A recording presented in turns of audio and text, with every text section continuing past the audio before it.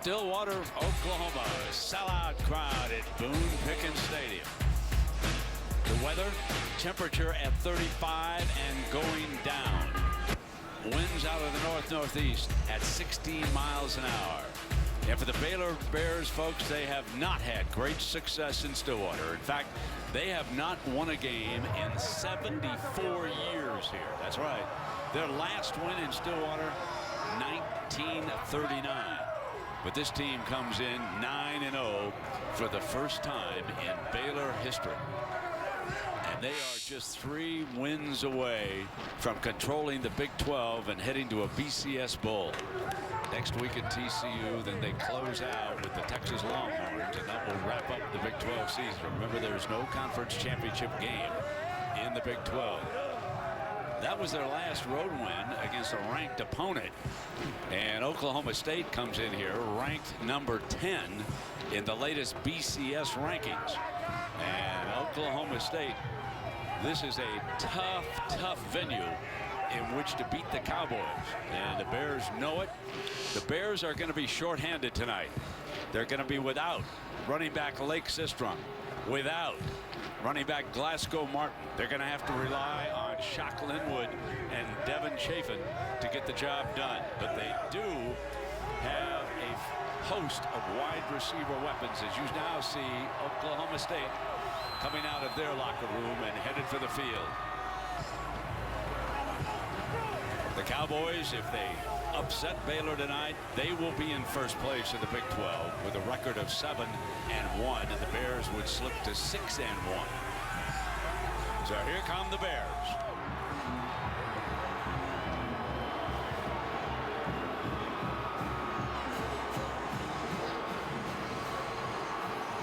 And you will note that their benches there are very, very close to the stands, and that could become a story. Now for the home team, the Cowboys about to roll out of their tunnel.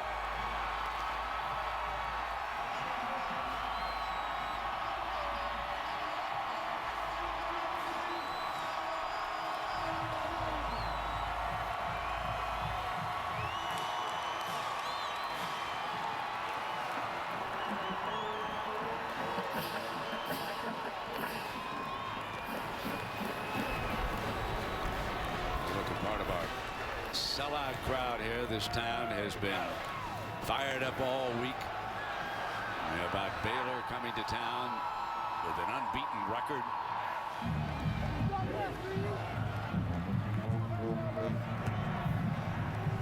And the young man, Clint Shelf, who has taken over as the Cowboy quarterback and done an outstanding job in the last 4 games.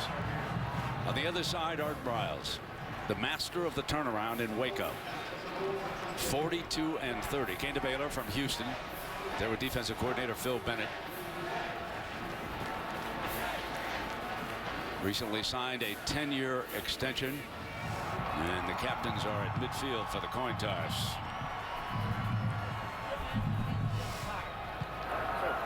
There's the coin. That's heads. Heads. Tails. You're the visiting team. Would you like tails? Tails. Tails is the call. It's tails. Want the ball. They want the ball. It's set up like you would. So Baylor did not defer. Herbie, they want that ball right away. They took the football, and Oklahoma State took the wind. You know, we do have a little bit of wind that's gusting up from time to time.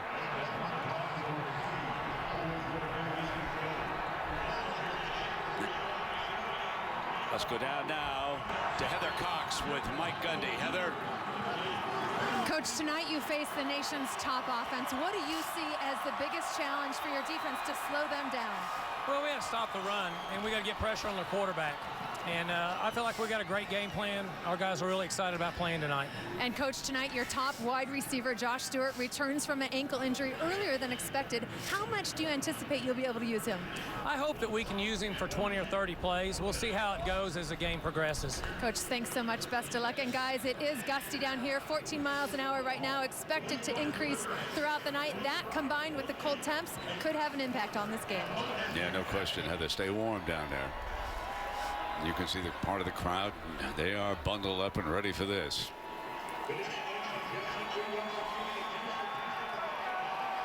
So Herbie, it won't take long now. We'll get a look at the Baylor Bears. It's interesting when you look back at the last few games, they've been a little sluggish at the start. Remember, they fell behind Texas Tech down in Arlington last week, 14-0, and again 20-7. So they had to dig themselves out of a hole, and they're determined tonight not to let that happen. I think that's the thing that a lot of people have been most impressed with Baylor, is not just that they score fast and they're playing great defense, but the poise in which they have had to play in recent weeks. You know, they've been down and they've not gotten rattled at all. It's going to take that poise to be able to play well tonight in this atmosphere. Coleman and Fuller are back deep, and this will be Coleman with great speed. And he is out to the 25-yard line. And so here comes the junior from Midlothian, Texas, committed first to Tennessee. Lane Kiffin didn't want him as a quarterback there. Transferred to Baylor. Sat out last year. Watched Nick Florence, who replaced RG3. And so we've got Bryce Petty, Herbie. Oh, a big, strong quarterback, 6'4", about 230 pounds. Fourth year in this system. And I think that's an important thing to remember. He knows this offense like it's second nature. He's going to be asked to do a lot tonight at the line of scrimmage.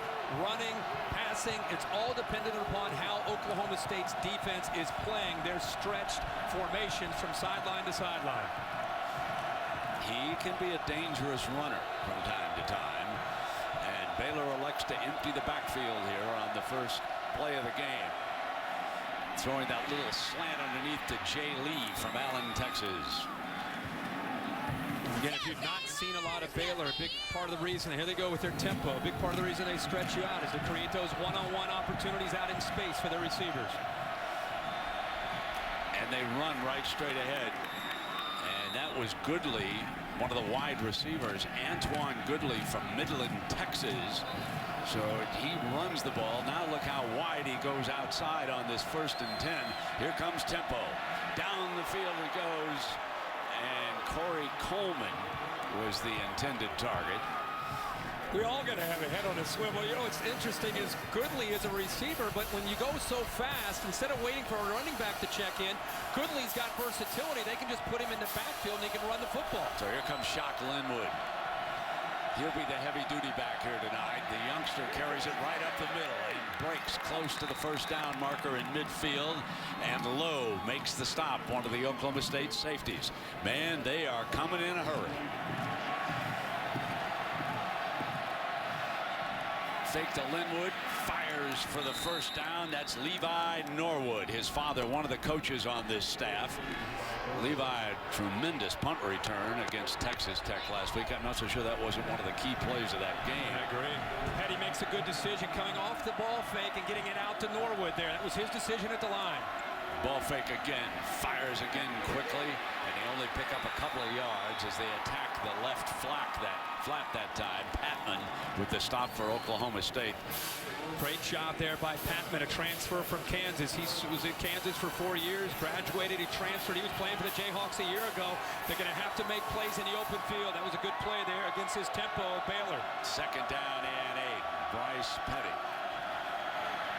hands it off, and that's Shock Linwood. And Linwood, the redshirt freshman, is run out of bounds, and that is Patman again, Herbie. Yeah, he sets the edge there on the outside. Against this outside run game, the corners have got to be willing to come up there. He does an outstanding job. One thing you'll see from Oklahoma State is aggressive corner play, not just in coverage, but also in run support. Great example of it right there. Now they face a 3rd and 13 as a result of that loss. They're without their left tackle, Spencer Drango, underwent back surgery. They're hopeful that he'll be back for their bowl game. Pat Colbert, the backup, over there on that side. Number 69, he holds his man. Fire to the slant, and Goodley puts it down. Fumble. Loose ball, they're going to rule it's incomplete. Oklahoma State, now hold on. Now they're signaling that it was a fumble. Goodley. Brent, I thought it was an incompletion there. Let's see if he's able to hold. It looked like he was juggling it coming across the middle of the field. I don't know if he ever had possession. Here's a good look at it right here. There's no Yeah, there's no catch. Yeah, that's incomplete. That one official that you saw, he was really incomplete. Yeah, I don't think he ever had possession of the football. But let's go back to you and I were. It's the first game. We've been talking about it for a week. First series. Bang, bang, bang, bang. What an amazing job by that Oklahoma State defense to come up with a stop there on their first look at this Baylor offense. Spencer Roth, Josh Stewart, we'll get our first look at him for Oklahoma State. He's back to return the punt. Standing on the 10-yard line. Roth, the punter, out of Knoxville, Tennessee.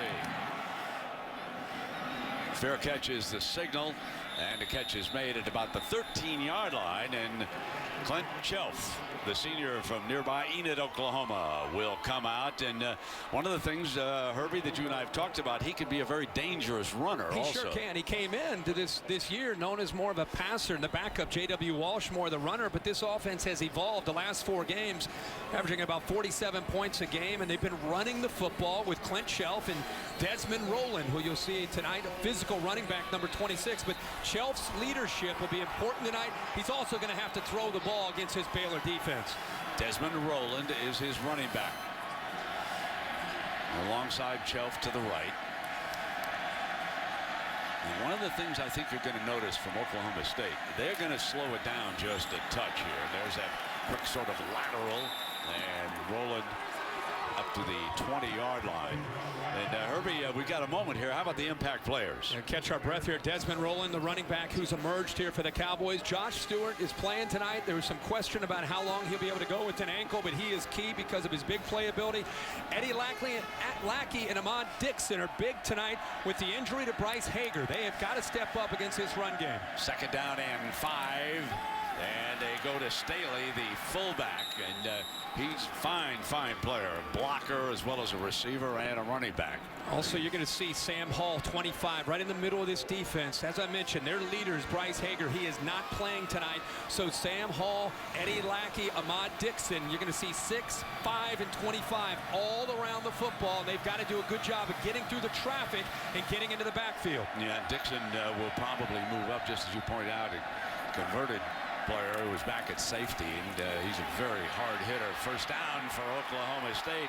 They pick it up. Lackey makes the stop that time, and you saw Clint Shelf run for the first down. Yeah, and as we said earlier, he'll surprise you with his quickness. He's not a guy that's going to take it necessarily 25 yards downfield, but he does just enough here to be able to pick up the first down. He just got outside of Eddie Lackey, who Phil Bennett, who coached at A&M, calls the Dat Win of this defense because of his instincts.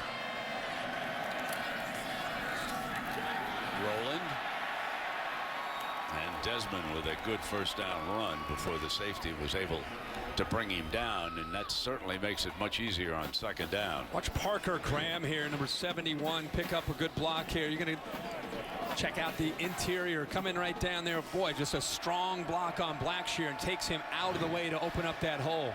Second down and 5. So Oklahoma State slowing things down here against the fast-paced Baylor Bears. First down's very important, and they've got another one.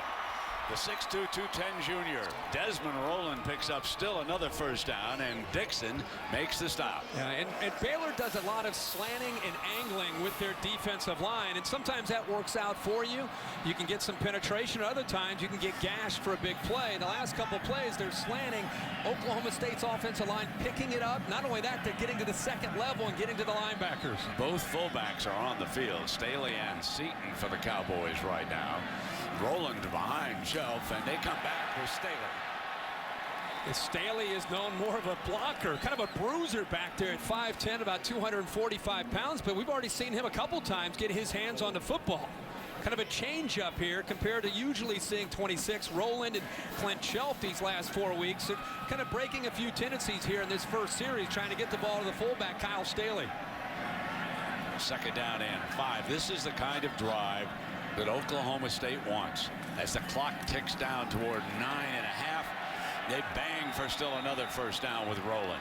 I think we all agreed, as you and I and our whole crew was we're looking at film and preparing for this game. If there was one area that Oklahoma State had to win, it's a long way to go. It was at the battle at the line of scrimmage with their offensive line and their backs against the front seven of Baylor. Baylor's built more for quickness and to be able to defend spread attacks. This is more downhill running for Art Briles and his defense to have to defend. Let me correct myself. He was just short of that first down marker, so it will be 3rd down and 1 coming up. Down to 9 minutes now on that clock. Clock possession for Oklahoma State, very important. Play action out into the flat. Did they get the great defensive play that time over there by Terrell Burt? Well, he jumped the route. He saw it right away. As soon as he sees that bubble screen, he sees it in practice every day against his own offense. He didn't hesitate, and that was the reason he held them short, not hesitating and jumping the route. Now, this is a big decision. They are short of midfield. They need a yard on 4th down, and Gundy doesn't hesitate. He's going for it. This is the first big gamble of the game. This would give Baylor half a field to work with if they don't make it. Here we go. And he didn't make it. The gamble doesn't pay off. The Bears were ready for the run, and Eddie Lackey, number 5, stood up tall, the senior from Marietta, California. Well, they do a great job. Eddie Lackey is right here. All the linebackers are attacking on 4th down. The defensive line is slanting, but it's the downhill attack from the linebackers. Both of them right there to be able to make the play. Even without their leader, Hager, you see Lackey in there and also Sam Hall. Now Dixon is shaken up. This could be a big loss for Baylor. Ahmad Dixon is being tended to on the sideline as we take a break. We'll cover that story when we come back. You're watching ESPN Saturday Night Football, presented by the new windows on ABC. This telecast available in high definition, brought to you by Vizio. So Coach Gundy rolls the dice and craps out, and that gives Baylor an opportunity here, some 47 yards away from the end zone. Second possession. If you just joined us, Baylor punted after their first. Bryce Petty, their Heisman Trophy candidate, back at quarterback, keeps it himself. He's an outstanding runner, and he'll make it 2nd and 4 after that run low with the stop. And you do have to respect that aspect of his game. Only 53 carries on the year, but when he does keep it, he's a very athletic guy, and he can lower his shoulder with his size. Quick snap now, and the handoff to the running back for a first down. Shock Linwood, the redshirt freshman from Linden, Texas. Down we go to Heather Cox. Friends, an update on Ahmad Dixon for Baylor. He tweaked his left ankle. Just talked to the head athletic trainer, who said he is good to return when they get the ball back. Thank you very much. Jordan Nygaard is the H-back look on this. Petty with time, fires, and complete. And busted out of bounds is Goodley. What a big, strong-looking fella he is. 225 pounds. Watch the linebackers sink under the route. I don't think he even saw him. Bryce Petty got away with one there. Caleb Levy was right there. Could have come up with that interception. Now they quick throw it. Incomplete. Tyler Johnson gets his hands up, and you can't pressure a quarterback. He gets rid of the ball so quickly. The only thing you can do is try to bat the ball down. Good awareness that time by the senior to knock it down. 3rd down and 2 now for the Bears.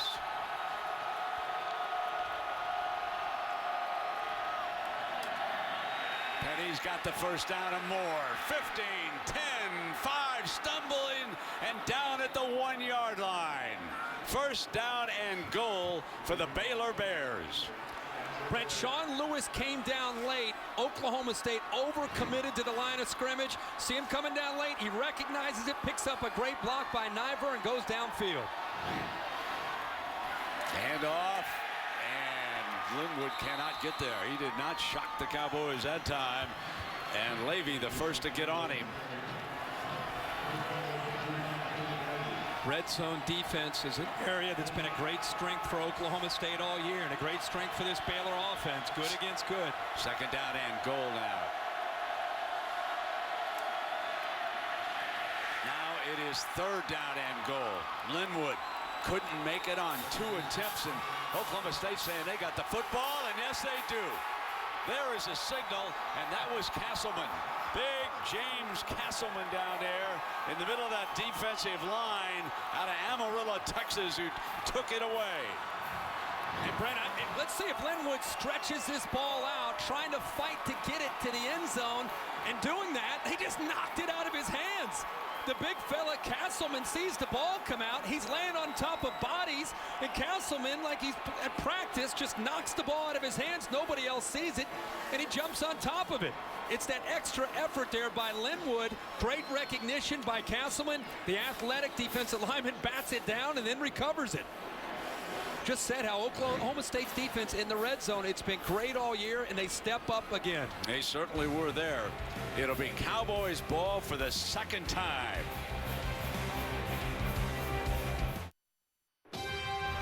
Saturday Night Football, presented by the new Windows. Liberty Mutual Insurance. Responsibility. What's your policy? And Nissan, premier partner of the Heisman Trophy. Well, there's our gang. The Saturday Night Football bus drove from Los Angeles through Las Vegas, saw the Hoover Dam. There they are. Joey Buckets Accordadino and the associate producer Ben Aces Ward and Matt Pohl. Herbie? Let's go back to this play before the touchdown. He's going into the end zone. Great blocks downfield. He's going to walk in, and he falls a little bit short. Oklahoma State's defense doesn't give up on the series. They come up with a big play. Linwood's trying to extend. Great effort. And the heads-up play by Castleman to knock it away. So Bryce Petty would love to have that one back where he pulls it out, does a great job, just unable to finish the play for the touchdown. You saw our crew that visited Vegas, did you? That The was bus great. crew, huh? That was cool. Great shot. Benny with the stash going, too. Desmond Rowland is still the running back. Clint Shelf, and the Cowboys have used the fullbacks to surround this backfield here, and Staley's even carried the ball out of this formation a couple of times. Shelf's going to throw out of the end zone, go deep down the middle, caught at the 30-yard line. Charlie Moore pulls it in on the own end zone. And what a call by Oklahoma State. The last series, 9 plays, 8 runs, and 1 pass. They get backed up into their own end zone. It looked like he got his left foot down. And the first play, backed up by their own end zone, a play downfield. Oh, they might take a peek at that. His toe looks like it may be on the line there, Brent. Under further review. His left foot came down after he secured the football, and his the front part of his left foot looked like it may have been on the line. Tremendous effort both by Chelf and Charlie Moore to extend, come up with the catch, perfectly placed football right there. Can't really tell with the field judge. Not on that one. You can't tell on that replay. The field judge had that foot blocked. There's that left foot, right? Still can't prove it, right? Okay? You can't prove it by either of the looks that I've seen. It's a tough job tonight for instant replay. They came over and chatted at me, the Big 12 group. Anytime they've got an up-tempo offense, and everybody, Oklahoma State, of course, is the team at issue here, not Baylor. But this is going to be, perhaps we get a look here. But the field judge is right there in front of the toe. Now is there daylight there? Is there daylight? Do you see a little green? I hear the Cowboy fans saying, yes, I do. And that look, I see green. I see. There's a little green there. Look at. You're not going to be able to tell from behind. Watch him extend. No, but there has to be absolutely conclusive evidence, and I don't think there was. After further review, the ruling on the field staff. All right. 29-yard gain. 29-yard gain to Charlie Moore, number 17. And it's first down and 10 for Chelf and the Cowboys. What a great call, great execution. The ball could not have been thrown any better. And now they, instead of being back inside that 5-yard line, all of a sudden they'll probably get back to running that football downhill the way they were doing earlier in that first series. Man, this is a backfield that Barry Switzer would love. Looks like a full house back there. Chelf again got a fire downfield, got a man open, got him again. 35, 20-yard line, and that is Marshall. Marcel Aitman, the freshman from Dallas. Well, we talked about Baylor running the football to set up their play action. Oklahoma State's running the football to set up their play action. One-on-one coverage. Aitman gets behind the safety, Burt. A great matchup that favors the Cowboys in Chelf. Great execution again by Chelf, and a great call by the offense. Chelf has been lethal in the red zone. Touchdowns 90% of the time in the last 4 games, but now he's got an uphill battle. Eddie Lackey lit him up. Eddie Lackey there shows you what he can do, but there's that one-on-one matchup. In fact, I thought it was Burt, but it was in fact the Goodson, the corner on the other side. Burt actually caught up to him and saved the play, but it was the coverage one-on-one was actually against Dimitri Goodson. And the young true freshman got away from him. Josh Stewart checks back in from the Oklahoma State sideline. One of the trips receivers to the left. Second down and 14 after that loss. Baylor shows pressure. Chelf sees it. And you got to delay a game. Delay. Off. I think what you saw is what he saw. And by the time he recognized that they were not only pressuring, but man everywhere across the board, he wanted to check out of it and just didn't have the time. So Herbie, when it was 1st and 10 down at the 20, now it's going to be a 2nd down and 19, backed up all the way to the 29-yard line. Yeah, 2 big pass plays, and they were in business, and now a couple mental errors, and now they're going to have to really work here to be able to try to pick up this 1st down. 4.5 minutes remaining in the opening quarter. Baylor has not scored, but neither is Oklahoma State. Chelf's going to fire for it. Complete to the 11-yard line. Josh Stewart makes his return. Well, these linebackers are really respecting the underneath game, and it's opening up some plays downfield. We've seen this now 3 times on this drive alone, and that's the guy they've got to get the ball into his hands. Josh Stewart sneaks behind Eddie Lackey that time, and Sam Hall, and a good throw again. Right now, Clint Chelf is in rhythm throwing this football. 3rd and 1, and Kai Staley, the fullback from Guthrie, picks up the 1st down. Out of bounds at the 5-yard line. 1st down and goal. Well, great job on the right side. Watch him get around here. Just kind of seal the edge. And again, you'd like to see this fullback, Kyle Staley, get his hands on the ball. And instead of him leading the way for Roland, Roland is leading the way for the big fullback. Now 1st down and goal. This is Roland, picks his way to the 2-yard line. 2nd down and goal. What a great surprise Desmond Roland has been this year, the junior out of Dallas. Tough, physical back. I think when the Cowboys came into the year, they felt that Jeremy Smith, who's been a career backup, it was his turn to become the guy, but Roland has really emerged here in the last 4 or 5 games.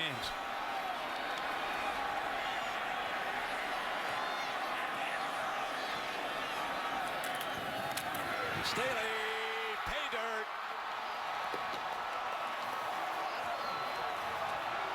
A 99-yard drive after a fumble at the 1-yard line by the Baylor Bears. They've fallen behind once again early. And look at the hole open up. Boy, this offensive line for Oklahoma State, an Achilles heel early in the year with some injuries, and they've kind of reshuffled the deck. The last 5 games, they have really come together, and they are controlling the line of scrimmage against Baylor in these first couple series. That is Staley's first rushing touchdown of this season. And the extra point tacked on by Ben Grogan.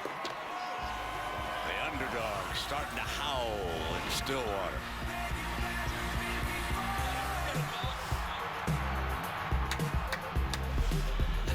I love it.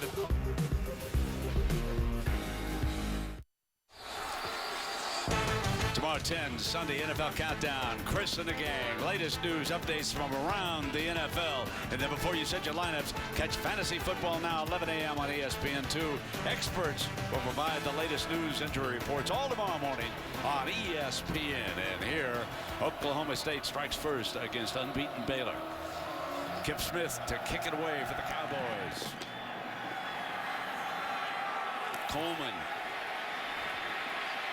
coming up the right hash, spins down. Let's check in with Robert Flores for an update, Robert. So they came into the Rose Bowl in Pasadena, and they have taken care of business. And that would pit Arizona State, I believe, Herbie, against Stanford. Didn't Stanford wrap it up today with Oregon losing again? Yeah, what an impressive win for Arizona State. UCLA was playing great football.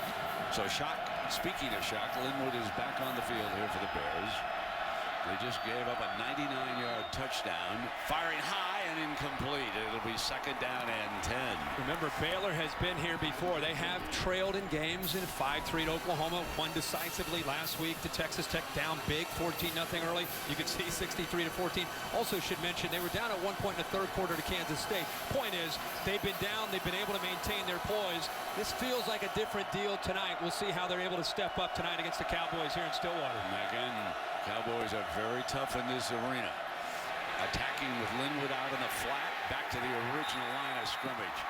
That's going to bring up a big 3rd down here for the Bears. Great job of getting off the blocks and leveraging the football. We're going to continue to talk about it. Against Baylor, you've got to be able to make plays in space. That means getting off of blocks, and that means tackling out in space. A great job there again by the Cowboys defense.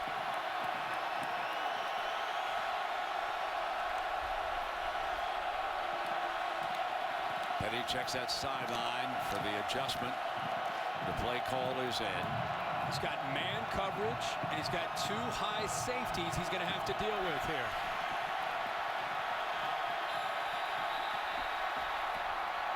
And a timeout called by the Bears. They have to burn one. 2:11 left in the opening quarter. 7-0. Oklahoma State leads it. We'll be right back.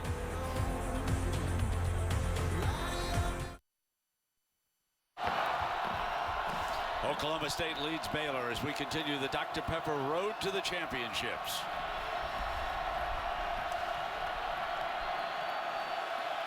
Big 3rd down for Petty. Penalty flag on the play. The umpire stops it. False start. A tougher situation. False start. Offense. Number 68. 5-yard penalty. 3rd down.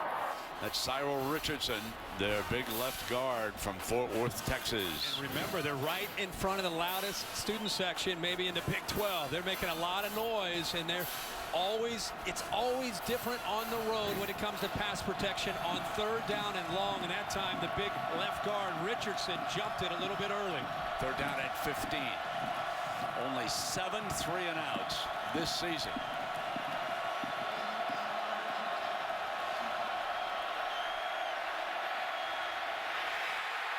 Make it 8. Emmanuel Ogba comes in and makes the play. Ogba is the guy they bring down in obvious passing situations. On the left, gets right around the left tackle. Remember, they've got a backup left tackle, Pat Colbert, who's in for Drango, and that time he lost to quickness. But Glenn Spencer, the defensive coordinator from Oklahoma State, deserves a lot of credit. An aggressive plan with the way they're playing in the secondary against an offense that's averaging 61 points a game. So again, Josh Stewart back deep. They should get good field position. He's going to let this one bounce. Takes a Baylor roll. And a good one. Inside the 30-yard line. Well, a reminder, the Baylor Bears, they've got a pretty good basketball team. The Maui Classic gets underway as Feast Week presented by Lowe's begins. And Chaminade takes on Baylor.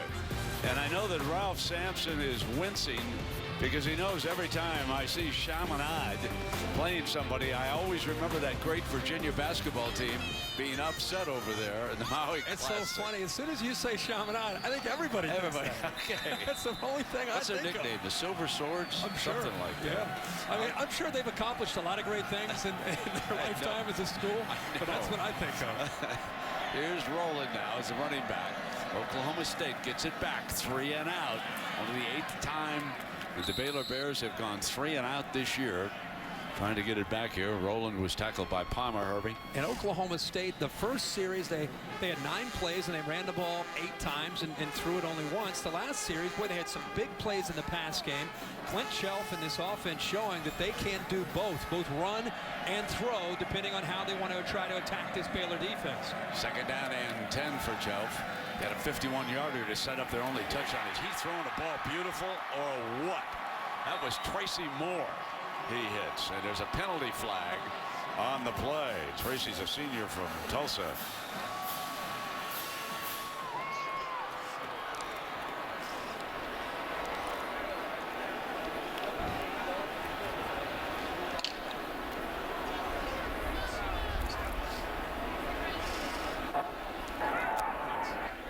The result of the play is a first. After the play, dead ball, personal foul, number 5. It'll be a 15-yard penalty, 1st and 10. So that would be Josh Stewart after the play. Dead ball foul, and that brings it back to the 35. Herbie, take a look at this. Yeah, Moore does a good job, but Brent, you and I both are recognizing that Clint Shelf is in a rhythm right now. He got back, took a hitch, put the ball right over one defender and between 2 others. A perfectly thrown ball, but Josh Stewart kind of negates that with the middle air, with the penalty, the dead ball penalty. Shelf is perfect so far. 5 of 5 for 118 yards, 51 yards on that one play. Now he's 6 of 6. Comes right back with Josh Stewart. Right now, Phil Bennett's trying to come up with answers on how to try to stop this offense that is in a rhythm. And I think he's recognizing what we're seeing. There's a mismatch up front early here in this game, and it's Oklahoma State's offensive line winning that battle up front. He's starting to bring pressure, starting to bring the safeties and linebackers to try to help himself out. Well, that's the end of our first quarter here in Stillwater, Oklahoma. Cowboys lead it, and we'll be back after this message and a word from your local ABC stations.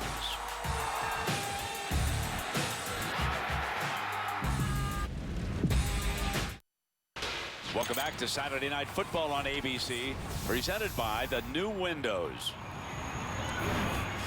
So we welcome you back. Second quarter here in Stillwater, Oklahoma. The undefeated Baylor Bears scoreless in the first quarter for the first time since September 21st of last year against Louisiana Monroe. They went on to win it 47-42. And Art Briles told us, you know, the thing that he has been most pleasantly surprised with is the poise that his quarterback Bryce Petty and his entire team has played with when they have faced adversity. So it's another chance for them to come through for their coach facing this adversity tonight. 2nd down and 1 for the Cowboys as we open the second quarter, and Rowland bangs for that first down. That 210-pound junior from Dallas went to Lake Highland High School. Lackey and Hall with stops.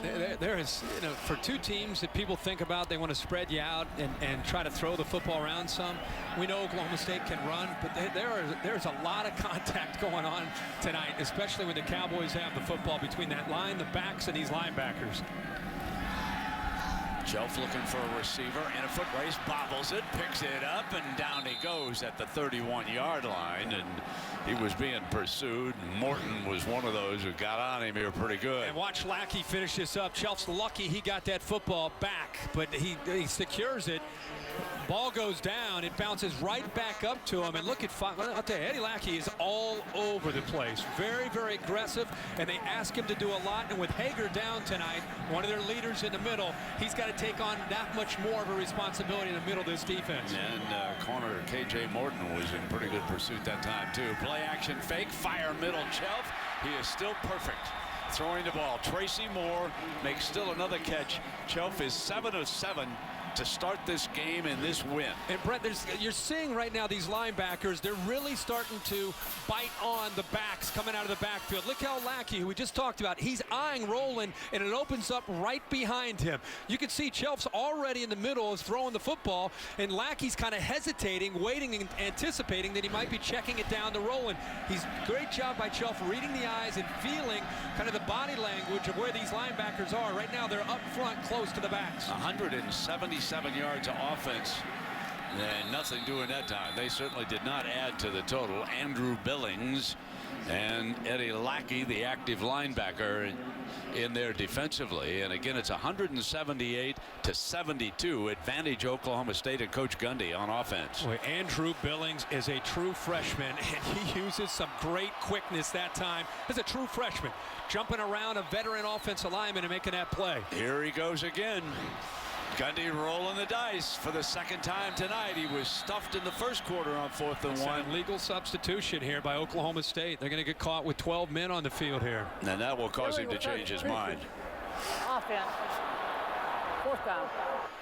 Yeah, 4th and 6 is a lot different than 4th and 1 when you're a riverboat gambler. And I would be shocked if... But I've been shocked before. But here comes the punting team onto the field. And I think the pretty reason, easy decision. Kip Smith's going to punt. He's willing to go for it as he knows that even though his defense is playing well against his Baylor offense, he knows at any moment, based on what we've seen now for most of this season, Baylor can score in a hurry. And they can here with Levi Norwood signaling for the fair catch. Going to let it bounce. Going to be a short punt. A little bit of a roll though for the Cowboys. And all the way down close to that 12-yard line. The 4th possession for the Bears is coming up. Let's take a look at our Pacific Life game summary. And folks, do not adjust your set. These are accurate numbers. It's incredible, and I think you and I both saw the one near the bottom, time of possession. What a huge advantage, and exactly the way Mike Gundy would have loved to have drawn it up, but it's a first quarter. We have 3 quarters still to go, and as we know, at any moment, Bryce Petty can strike. They'll stay conservative with Linwood on 1st down. Let's check in down below with Heather Cox. Well, Kirk talked about Bryce Petty's poise and demeanor, but he's also putting a ton of pressure on himself tonight, saying, I have to be perfect. That's what I strive for this week with my game plan and my preparation. I'm going to prepare like I've never prepared before. Herbie, do you think he might be putting too much pressure on himself? You know, Heather, whether it's the NBA, which you cover, or baseball, or basketball, or football, anybody individually who says, boy, I have to be perfect, or I have to perform at a certain level, well, that is unnecessary pressure that you don't want to put on yourself. And hopefully he'll settle into this game and be able to go out and just execute. It was 3 and out the last time, and they're in danger of back-to-back 3 and outs. And they do, but there is a penalty flag, so hang on. They may have gotten bailed out here by the penalty.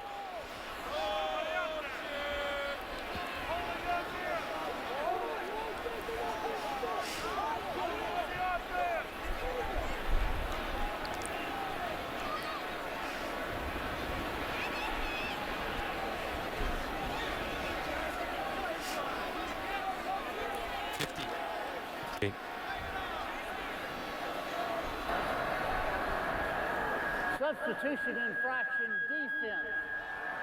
5-yard penalty. 3rd down. So after that infraction, it'll still leave them with a 3rd down. Check the bottom of your screen. Running on late, there's some confusion. It looks like Hautau, who ran onto the field late, is a 12th guy. Official caught it. And as you said, Baylor catches a break on that incompletion. They get another shot here. And Baylor with wholesale changes on this 3rd down and 2.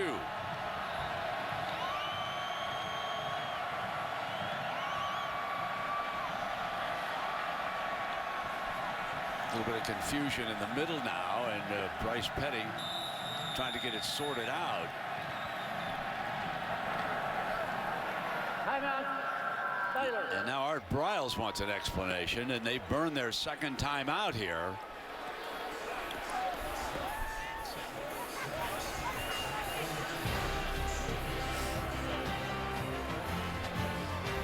So we'll take a break. When we come back, it looks like a 3rd and 2 for the Bears. Saturday Night Football presented by the new windows. Brought to you by Cadillac. Moto X, designed by you, assembled in the USA. And UPS. Let UPS put the power of logistics to work for you. Now the original pistol fashioned after Frank Eaton, the U.S. Marshal. And that brings me to the Aflac trivia question. Herbie, what 3 FBS schools have Pistol Pete as their mascot for athletics? This is the most famous one, but there are 2 others. There's 2 others. Okay. There are indeed. So here we go now. 3rd down.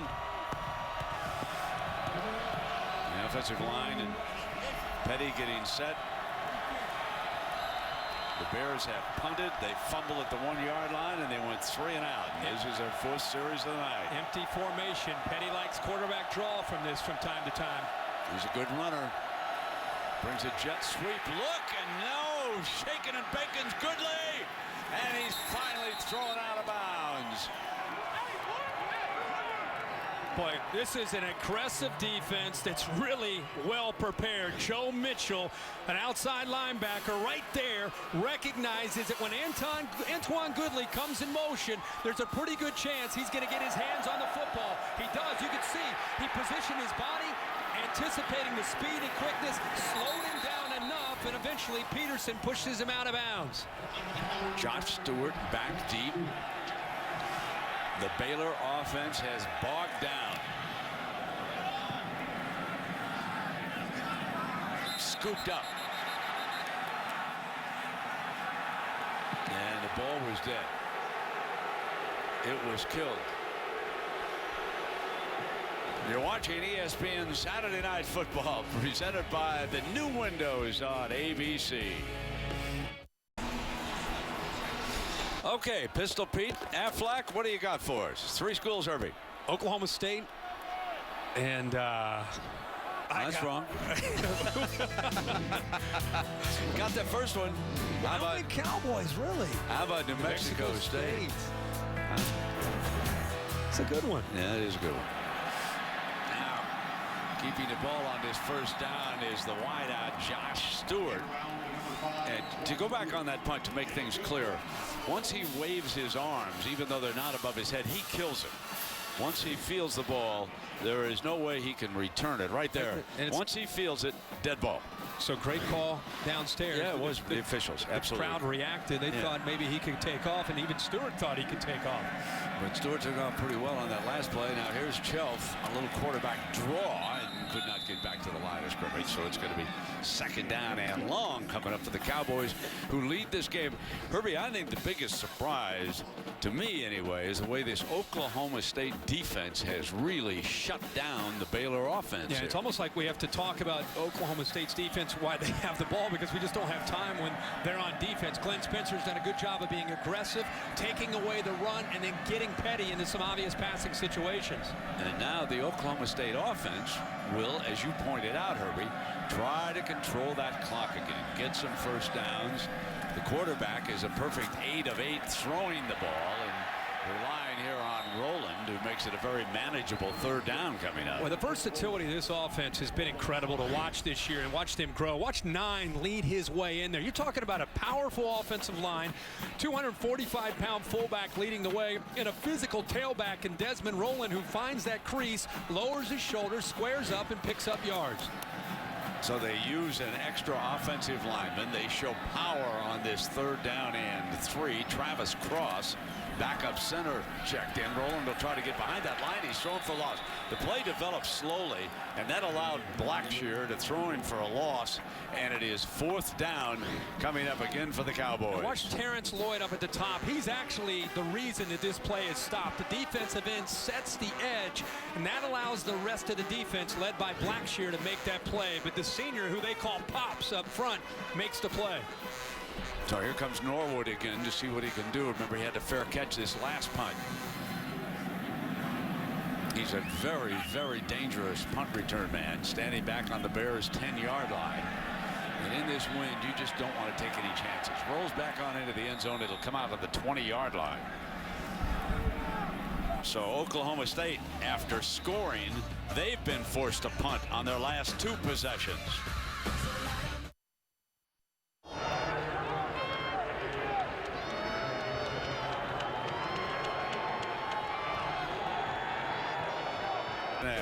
Robert Griffin III, he got the show on the road here, won the Heisman Trophy 2011. He really ignited Art Briles' offense, and they've kept it going with Nick Florence, and now Bryce Petty, who has been struggling tonight, drops back, goes deep, far side, incomplete. Ticked off the hands of Goodley, and it'll be 2nd down and 10. You got to hold up in one-on-one coverage. The sophomore Kevin Peterson isolated, bump coverage, and there's just a step there by Goodley, but the ball overthrown a bit, and that's more of what you've seen from Baylor most of this year, taking shots downfield, but it's been tougher with the timing against this defense. 2nd down and 10, firing 1st down, and that ends consecutive 3 and outs on that 1st down pitch to Corey Kaufman. He's a redshirt freshman from Pierce High School in Richardson, Texas. They brought 2 linebackers there on the blitz. They didn't make it, opened up a throwing lane. Here's that play action, now back, incomplete. Wanted Coleman again. And Baylor right now, typically they run to be able to set up the throw, but I think they're seeing that this is an aggressive Oklahoma State defense, and it may be one of those nights where they're going to have to start to hit some pass plays here and some one-on-one coverage to try to open up some of these running lanes. They've got to soften up the linebackers and the secondary to open up some of the running lanes and get a little bit more room to work with in the box. 2nd down and 10, play action again. Keeping it in the air, hitting Robbie Rhodes, a freshman from Fort Worth, Texas, out of Southwest High School. Patman with the stop. Look at the tight coverage here. They're going to walk up tight. They're going to recognize the routes. Great job. Usually there's a pick there or a rub that's there, but there is such quickness by Tyler Patman. He is all over the route. There's not much yards after the catch. 3rd down and 6.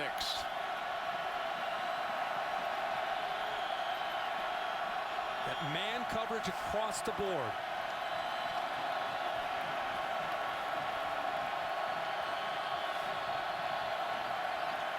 Defense has been adjusting late.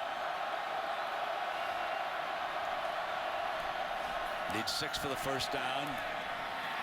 And we'll see what the spot is. That was Goodley and hit by Kevin Peterson, number 1. And they mark it as a 1st down for Baylor. And that is their go-to man on 3rd down. Antoine Goodley, probably their most talented receiver with Tevin Reese down, comes underneath so often on 3rd down, running away from coverage.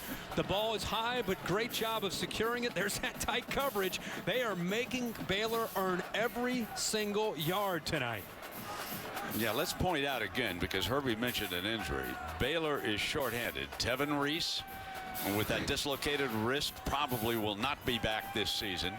They are without Lake Sistrunk and Glasgow Martin, the 2 of them running backs, and their left tackle, Spencer Drango. Now, when you think of that, your left tackle, your 2 veteran running backs, and your number 2 receiver, and there's Sistrunk on that far side over there, wearing the hood with a groin injury. He missed last week, missing tonight. This is a short-handed football team. They have not used it as an excuse. Petty fires, got a 1st down on that far side, and that was a good throw to Levi Norwood. And that's what it's forced this team to have to do. And I think the difference in Baylor now with Art Briles is he's got depth to be able to deal with those injuries. Norwood's been one of those guys to step up. And they come back with the running back, and this is Shock Linwood, the redshirt freshman from Linden, Texas. Linden Kildare High School. Castleman making the stop. Castleman saved a touchdown when he batted the ball away when Baylor was going in back in the 1st quarter. Here's Linwood again, and he's out of bounds on that far side. Out of bounds at about the 41-yard line, below the defender. They are attacking. This defense is very well prepared from Glenn Spencer and this defensive staff based on what they've watched on film. They're seeing it and they're reacting quickly. They're not hesitating. They're playing with a lot of confidence and a lot of aggressive, kind of an aggressive nature. Now that's Devin Chafin, number 28. He's a big back. He's 225 pounds, folks. They don't have a safety in the middle of the field. Man across the board. 3rd down and 5. Far side, deflected, incomplete. And Lowe with terrific coverage on Clay Fuller. Free safety, isolated, one-on-one against Fuller. This is a 4-year starting safety, known as a thumper, a guy that wants to make big hits. This is what Baylor does. They try to attack with their inside receivers against safeties in man coverage. What a great effort by Lowe to have the position and the awareness to get that right arm up and knock the ball away from the receiver, Fuller. So the third consecutive series in which the Baylor Bears are punting to end it. After that fumble at the 1-yard line, they've been unable to threaten Oklahoma State at all. This ball will come out on the 20-yard line. And a reminder tomorrow now, don't miss the BCS show coming up on ESPN. And I can just hear the Buckeye fans yelling, "Go Cowboys!" Because if Baylor is upset here tonight, it'll be the Buckeyes in striking position, and then they'll become the biggest fans that the Auburn Tigers have had in years next week when they host Alabama in a showdown for the SEC West. And if Baylor were to lose this game at that point, really the only team left on the outside of the top two would be Ohio State. So you're right. People back in Columbus and the entire state of Ohio watching this game with as much interest as people in Waco and right here in the state of Oklahoma. Jeremy Smith checks in to the backfield. Jeremy's a senior running back from Tulsa. Shelf, who has been magnificent tonight, throws for still another first down, and Javon Seals takes it all the way to the 42-yard line. Shelf has not missed a receiver here tonight. He's 9 of 9. He's just in a rhythm, and they're doing a good job of protecting him. Great patience that time. The receivers go downfield. He just checks it down. And how about the speed after the catch? So from the 43-yard line, good run on first down that time by Smith, who we told you checked in to start this series. Boy, Jeremy Smith, we talked about him being a little bit more of a backup guy. They thought he'd be the starter. He's become the backup to Rowland, and he's great in that role that time. You thought it might be a 4 or 5 yard gain, but that leg drive pushing it picks up 8. Second down and 2, and Shelf is trying to adjust his receivers on the left-hand side. He's got 7 up on the line. Now he brings the slot man in motion. And Smith trying to swing wide over to that side, and that play was blown up. Thrown for a loss back to the 40-yard, and that play did not look good from the get-go. Now, Oklahoma State's having a hard time getting to the outside. They've had success in the last 4 weeks, but Baylor deserves a lot of credit. Again, it's the big guy, Terrence Lloyd, is setting that edge for this defense, and you can see it's tough to get wide against the speed of this Bears defense. Good job again. Terrence Lloyd and the rest of the Bears defense flying to the football. Third down and 5. Shelf, perfect, middle, still perfect. First down to Brandon Shepard. I mean, when you're in a zone, Brent, look at this throw. Well, I mean, watch this. Watch how he throws this over a defender and drops it underneath to Shepard. For 25 yards. Look at this throw. Unbelievable rhythm. And this is a young man who the last 4 weeks has been running the ball, and now he's going back to what he did a year ago, and that's throwing it. First down from the 13. Shelf back again. Firing. Touchdown. Shelf to Charlie Moore. Shelf is now 11 of 11 for 232 yards and a touchdown. And the favored Bears are in trouble again in Stillwater, where they haven't won a football game since 1939.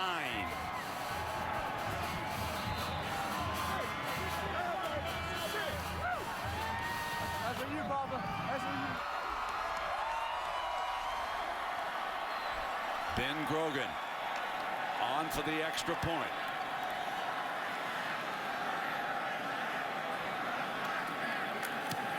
Oklahoma State leads 14-0. But that's good news for Baylor. That's what they trailed Texas Tech by a week ago. Here's Charlie Moore all the way over here. He's going to work his way across this defense.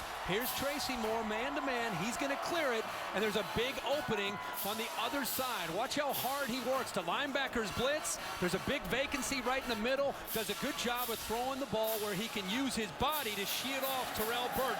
Watch where the ball's thrown. The safety comes up, but he can't get to the football because Charlie Moore uses his body to shield Burt away away from it, and it's also a great job by the quarterback of Clint Shelf.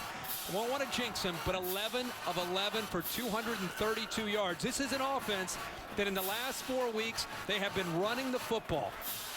Only 187 yards a game through the air for the entire game, and he's already got 232 yards here in this first half. Now here's the most interesting thing about Shelf. He's converting red zone possessions into touchdowns more than 90% of the time in the last 4 weeks. 2 of 2 here tonight. Touchdowns in the red zone. Short kickoff fielded at the 12 by Clay Fuller. Fuller for the Bears. And he's down at the 20-yard line. Let's check in with Robert Flores for an update. Robert? Murphy, the short TD run. All right, and of course next week, Herbie, Mizzou goes home to Columbia, Missouri, where they would close out against Texas A&M. What a story in the SEC. Because if Missouri holds on tonight, beats Texas A&M next week, they would play the winner of the Alabama-Auburn game for the SEC championship in Atlanta. You talk about one of the big stories in college football. No doubt. Do not overlook the Missouri Tigers. Look at that drive chart for Baylor. I don't think anybody imagined they would see that in the first half. Now Shocklin moves the running back. That was Lowe making another stop. Boy, that safety has really been active. And Daytwan is out of Midwest City, Oklahoma. Went to Carl Albert High School. If there's one thing you would say about this first half, you would talk about how Oklahoma State has won the battle at the line of scrimmage on both sides of the football. Petty couldn't find an open receiver, trying to dance out of trouble. Now throws on the run and throws it away. And it'll be 3rd down and 10. And you can see the Oklahoma State Cowboys, they want intentional grounding on this play. Well, Oklahoma State got pressure. They rushed 4. A lot of times they've been rushing 3 and getting to Petty. Bryce, again, just to remind people, Bryce Petty and Baylor, you'd see they have 685 yards. What sometimes you fail to realize is they're averaging 300 yards a game on the ground.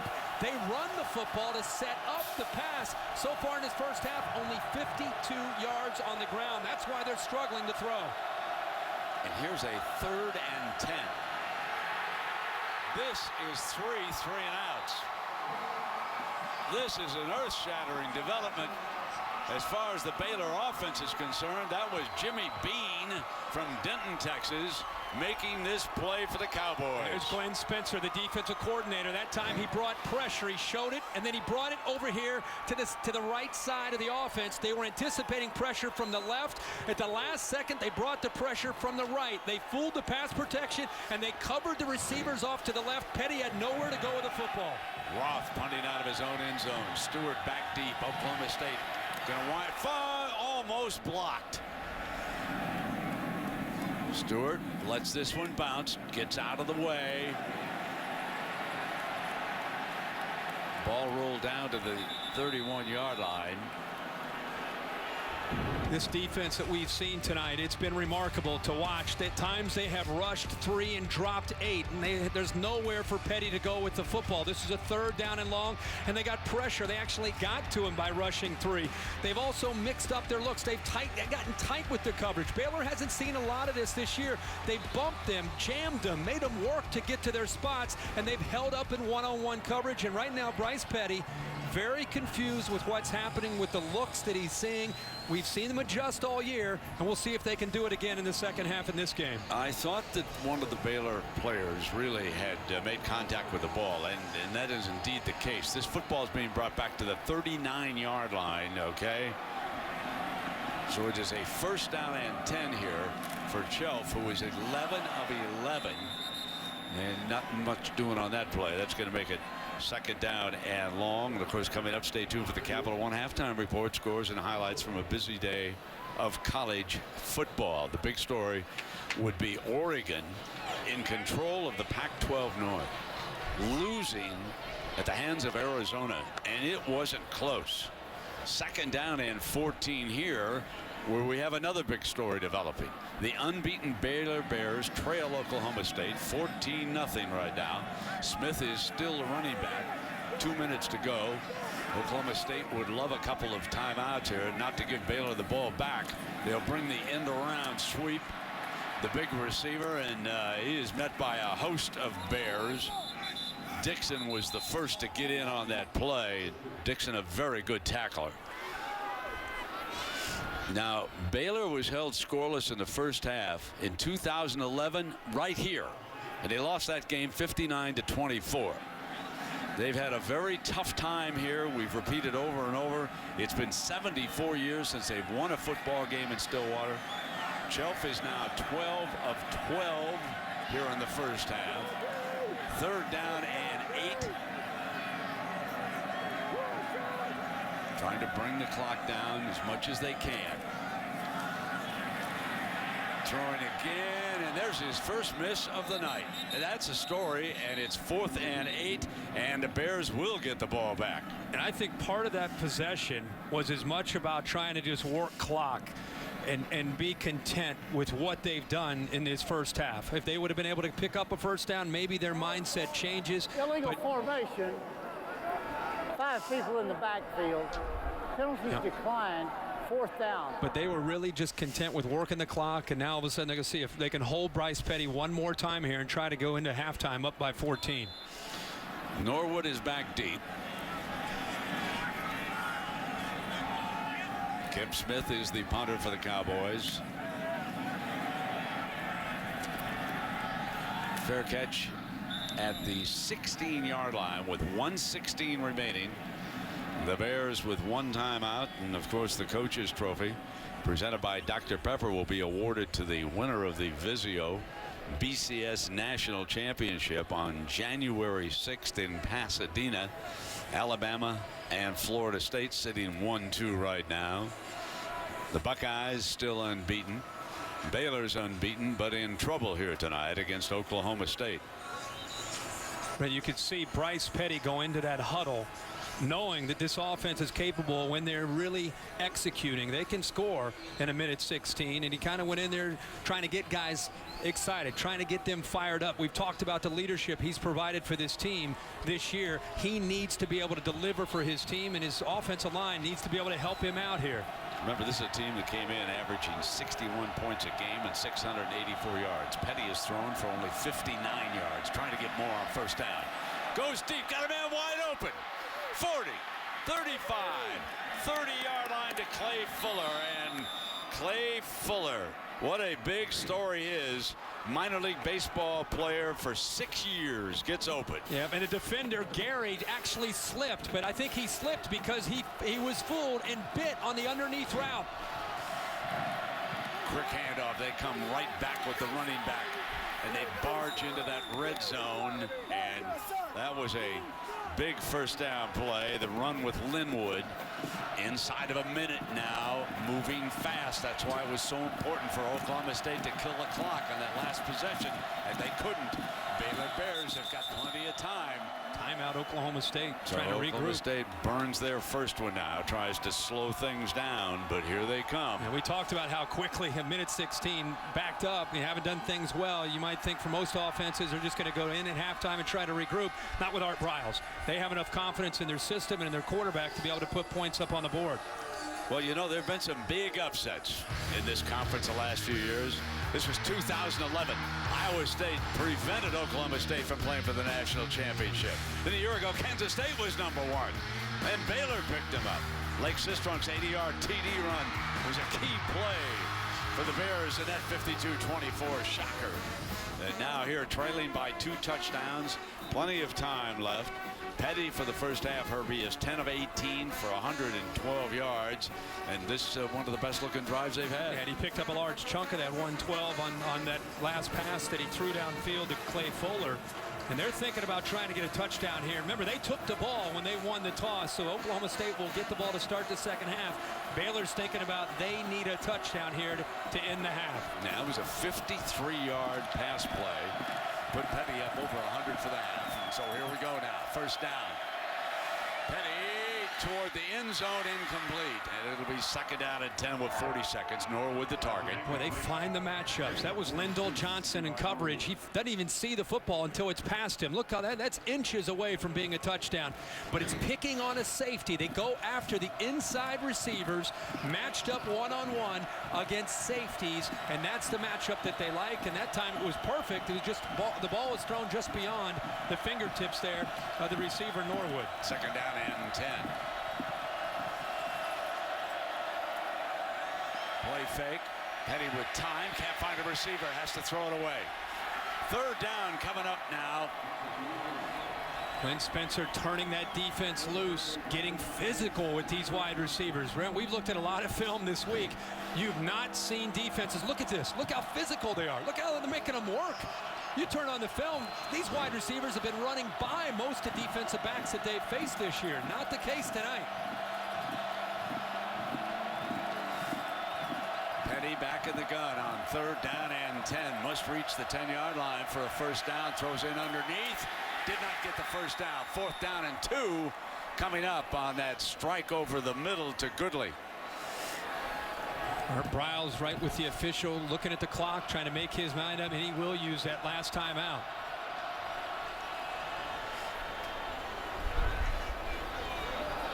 Sets up an interesting situation here for Coach Briles. You're out of timeouts. You need 2 downs to even cause the clock to hesitate. You might as well throw it in the end zone if you're going to throw. Brent, did you hear Bear on that? This kid's 11 of his last 21 dating back to last year. We welcome you back. A 29-yard field goal here for Aaron Jones. Art Briles has elected to try to put points on the board. Not be shut out completely here in the 1st half. It's from the right hash. And believe the play had Mike Gundy called the timeout. Timeout. Oklahoma State. It's their 2nd. I think Oklahoma State might have expected them to be running a fake. Jones has struggled a little bit. There was something that Oklahoma State saw. And Art Briles is a little bit upset about this.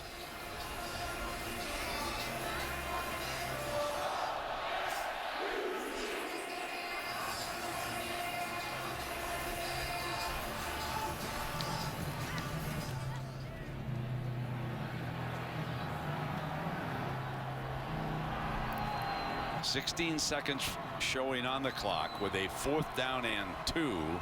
Saw one of his assistants came over there and said something to Art Briles, and Art Briles kind of looked over and then made a call, and there was a reaction there from this unit. So let's see what he has in store. And of course, they have only 174 yards in the 1st half here. Brody Trahan, a linebacker, is the holder. He's going to call another timeout. Yeah. Remember, this was it 2 or 3 years ago? The NFL and college football coaches would just stand next to the official, just wait right before the snap.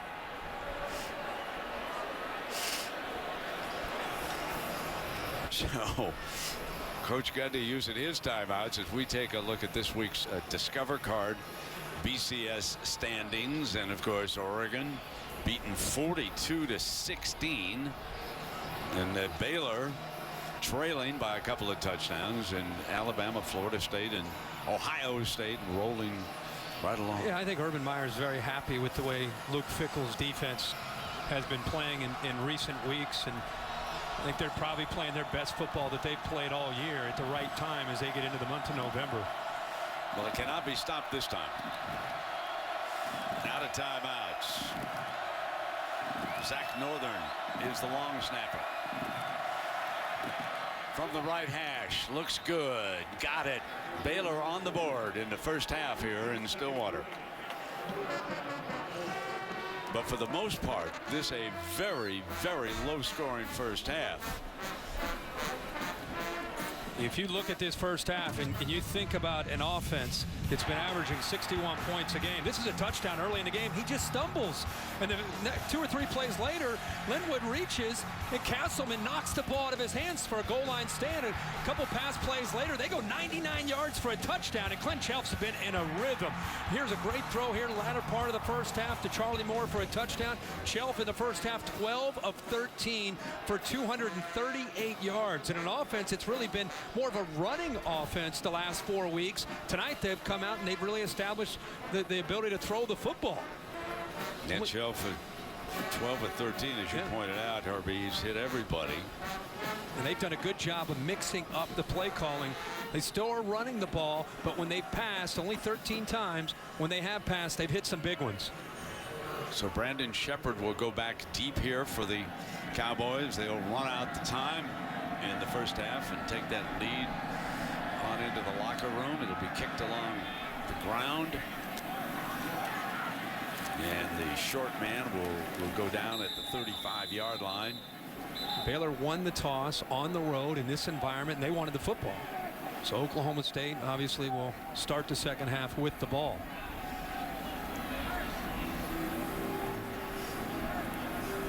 So finally a field goal drive for the Baylor Bears. And undoubtedly, unless we have a horrendous mistake, that'll be their last possession of the first half. The first scoring drive for Oklahoma State was a 99-yard scoring drive after Herbie showed you that fumble, and then of course there was that touchdown pass by Chelf. Chelf's going to wind up 12 of 13, it looks like, for 238 yards, as they're going to give the end of the half formation here and take this 14-3 lead on into the locker room. They do just that. Big ovation from the Oklahoma State fans. Briles of the Bears will attempt to regroup. They were held to 174 yards and 1 field goal in that first half. Let's go down to Heather Cox with Coach Gundy. Coach, your quarterback, Clint Chelf, has been nearly perfect. What have you done game plan-wise to put him in such a position to succeed? Well, I think we have a good plan, and he's mixing it up, and he's playing very well. I think he's comfortable with our offense. Meanwhile, you guys are going up against a team that averages 61 points per game. What's the key to holding them to just 3 points? Well, we got to keep mixing it up. I think they have a great plan. They're playing with a lot of energy, and we got to stay after them. They got a good football team. Mike, we'll let you get to it. Thank you. All right, Heather, thank you very much. Brings up a good point. They have to keep after it because Baylor, at any moment, they can ignite that offense. Into the first half here on a cold night in Stillwater. Stay tuned after these messages with a Capital One halftime report. Off, let your head out. All night long. Pull your beard out, just weird out. All night long. This house until we knock it down, so turn the volume loud, 'cause it's into the ears, so crank the bass up like crazy. Let yourself go, let yourself go. Life's too short to not go for broke. Everybody.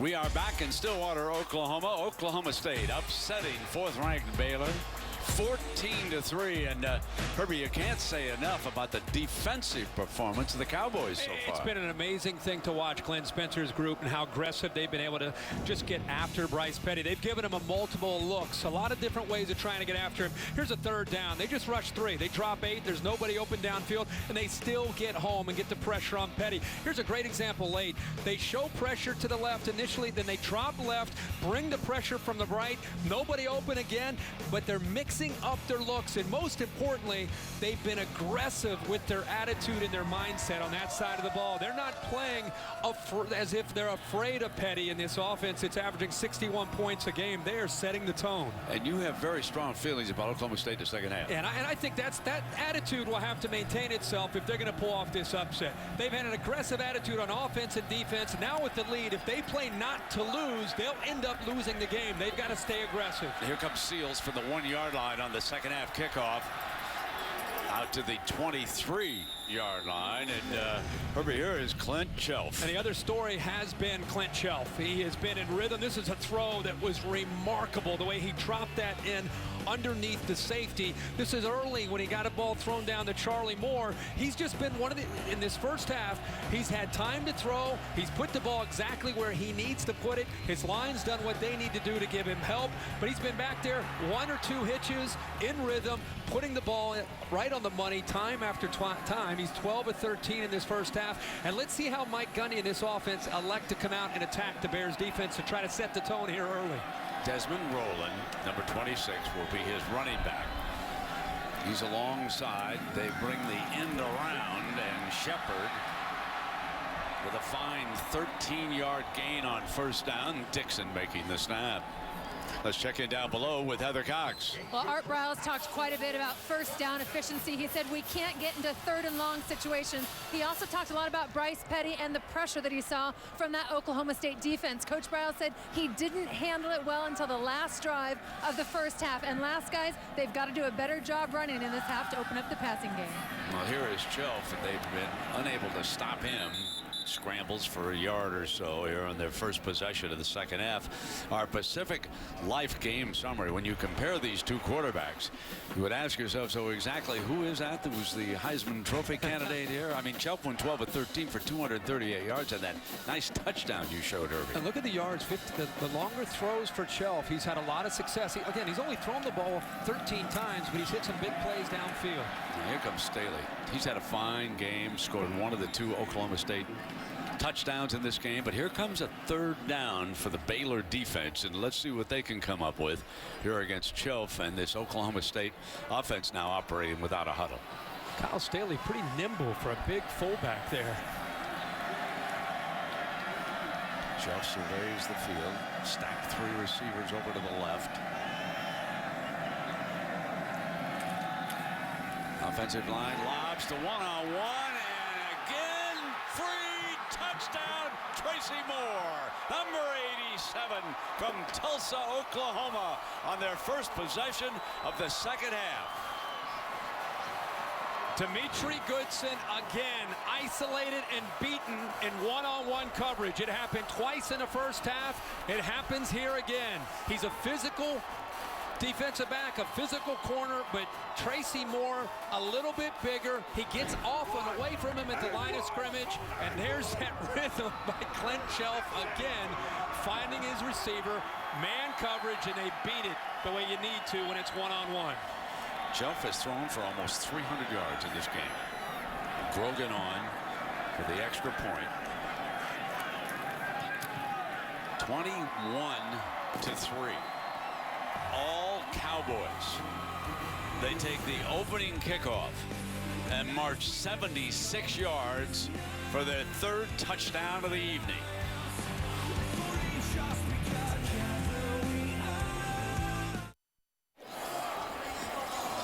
This telecast available in high definition, brought to you by Vizio. Oklahoma State has been in high definition all night long, leading it 21-3 over the favored Baylor Bears, who came in averaging 61 points a game. But listen to this stat: 25 or plus yards passing plays. Clint Shelf and Oklahoma State 5 pass plays 25 yards or longer here tonight. Coleman back deep for the Bears. 20, 25, 30. Coleman with speed out to the 40-yard line. Well, get close to all the action now wherever you are with the new SportsCenter app. Blazing fast scores, hottest news, highlights, and analysis. Access to your favorite SportsCenter talent 24/7 via Twitter. You can download the new SportsCenter app. Call *SC from your phone. Then we talked about how Oklahoma State needs to remain aggressive with their approach on both sides of the football. They certainly did that to start this first half on the offensive side. Now let's see how Glenn Spencer continues to play with this Oklahoma State Cowboy defense. Shock Linwood in as a running back, and Petty with a First down pitch on the opening play to Antoine Goodley from Midland, Texas. Now they got the safety Johnson out of him right there, 27, right in the middle. He stepped up to respect the play action fake, and Bryce Petty got into rhythm, came off of it, and got the ball to the outside to Goodley. They can score quickly. Petty going for it on this pitch. Incomplete. Corey Coleman, and there's a penalty flag down. Corey Coleman, the intended receiver. Lowe was covering him. Datewan Lowe with coverage. I think Lowe felt that he got there right at the same time as the football. Pass interference. Defense number 8. 15-yard penalty. First down. The official thought otherwise. Yeah, they always talk about when a defensive back gets beaten, then he's playing catch up, and his head never turns around to find the football. Boy, he touches him there at the end, but that had everything to do with not locating the football, and the officials look for that. When your head doesn't turn, they're going to call it, but I didn't see a whole lot of contact there to the very end of the play. First down and 10. Petty keeping it himself to the 25-yard line. Sort of an awkward-looking play. Yeah, I don't think Petty ever had a real good handle of the football. I think that's why it was awkward, Brent. I mean, he had it, but he kind of bobbled it to the running back.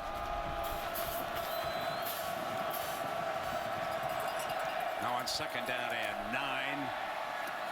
Complete to Goodley again, run out of bounds, and this will be third and short for Baylor. Gilbert with coverage.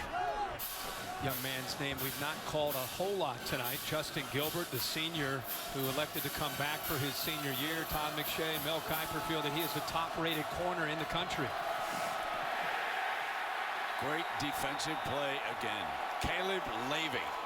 The young man has made one play after another, and that forces Baylor into another fourth down, and this time they leave the offense on the field. They're going to go for it here on fourth down and 4. Huge play here, down 21-3 here in this early part of the second half. Need 4 for the first down. Option play, not going to get it. Out of bounds.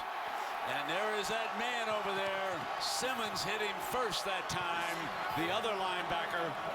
Boy, Ryan Simmons doesn't get much recognition with the other linebackers, but watch how he gets to the outside. He recognizes option. He gets off of the block by Palmer and is able to get out there to slow down Linwood. That's recognition of the speed option, getting outside there, getting out of the way of the block of Palmer and Niver, and knocking the running back out of bounds. That is great defense again to start this second half by the Cowboys. Pistol Pete wouldn't have it any other way. So here come the Cowboys, their second possession of the second half. They had a touchdown pass on the first possession after they received the second half kickoff.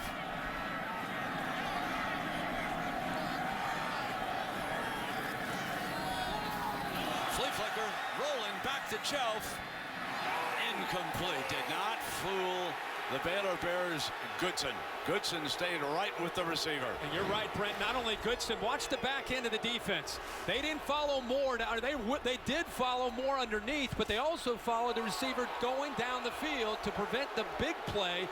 And that time, Goodson, who's been beaten a couple times, jumped the route and got in the way there and knocked that football away. So Stewart checks in from the Oklahoma State sideline on second down and 10. Coming in motion. Shelf firing down the middle. Double coverage. Diving incomplete that time was Tracy Moore going for the ball. Stewart was there along with Burt. Shelf tried to hold on to the football until the very last second. And boy, pretty good effort there by Tracy Moore, but Clint Shelf waited the very last second until Sam Hall hit him right in the nose as he threw the football. Third and 10.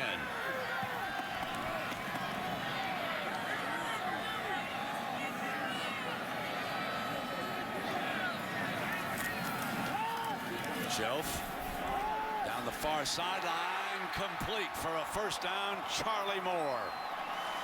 That is bad coverage by Goodson. I'm surprised Phil Bennett left him alone on 3rd down and long. Goodson has struggled. He's not locating the football. The ball is underthrown intentionally by Chelf, and a good adjustment by Charlie Moore. Goodson got lost in coverage. First down, and they flare it. They're going to throw it back now to the other side, and Chelf. First down, 40, 35, 30, 25, breaks free. 10, 5 and out of bounds. Beautiful throwback by Josh Stewart, the wide receiver who missed last week's game with a foot injury, and Chelf did the rest. A great job of, that's not an easy thing to do for a wide receiver. To stop, it's like a shortstop backhanding a ball, stopping quickly and throwing it on the money to Chelf. And I'll tell you, Chelf has pretty good quickness when he gets out in the open field. Absolutely. 48-yard gain, rolling back in as the running back. He is right behind Chelf. Staley, the blocking back, gets it again, steps out to the left, stumbles to the 1-yard line. Second down and goal coming up. I thought the big fella might get to the corner, but Goodson, the defensive back, boy, last-ditch effort, throws his left arm and just enough to slow down a big 240-pound fullback. Second down and goal.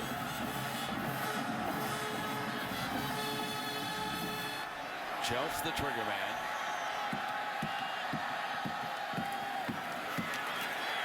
Touchdown.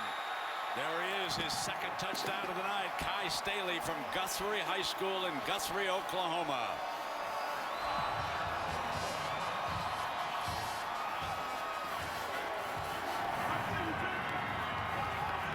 So if they win this game, Oklahoma State jumps to first place in the Big 12. Just an important thing to remind folks is that it's not just about Baylor and the BCS standings. Oklahoma State is thinking about trying to win a conference and get to a BCS bowl game. Their only loss was a conference loss in West Virginia. Grogan tacks on the extra point, but the big move they made when Clint Chelf became the quarterback. He's had 2 possessions this half, and the Cowboys have 2 touchdowns. You're watching ESPN Saturday Night Football, presented by the new windows on ABC.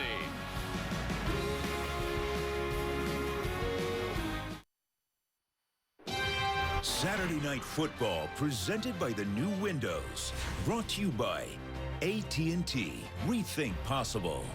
Bud Light. It's the sure sign of a good time. Here we go. And Buick. Visit your local Buick dealer to see why thousands of people are switching to Buick each month. There you see photos of the OSU library and the student union here in the Stillwater.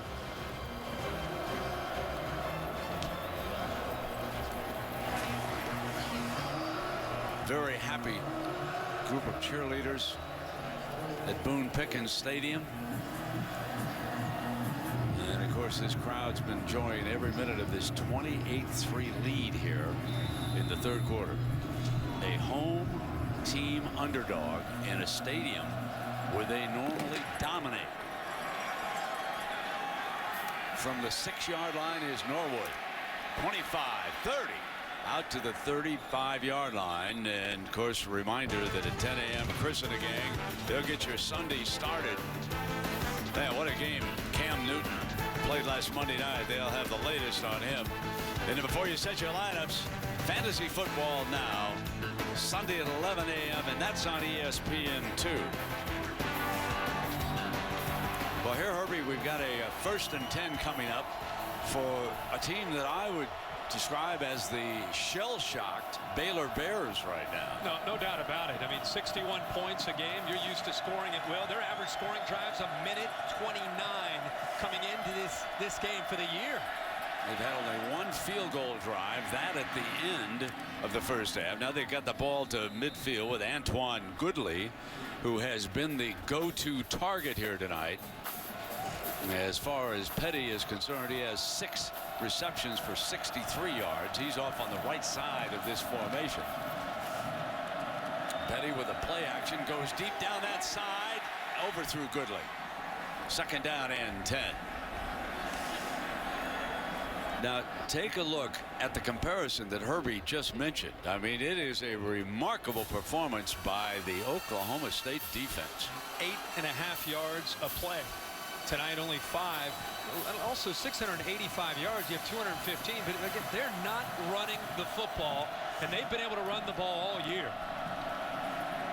Trying to move the ball on the ground with Linwood, and there is a loose ball. Oklahoma State says they've got it. Boy, I thought no confirmation. There it is. The umpire says indeed that Sean Lewis had it there at the bottom, and it's a turnover now. Oh, boy. I think Caleb Levy, Brent, got his hand in at the last moment, 45, and ripped the ball out. This is a veteran football player, a 4-year player. Watch 45 in the middle of your screen. He gets in late, right hand right there, rips at the football, and then his partner, Sean Lewis, these two guys have played together for 4 years. Levy rips it out, and his buddy, Sean Lewis, is there to jump on top of it. That is the second fumble of the night, second turnover.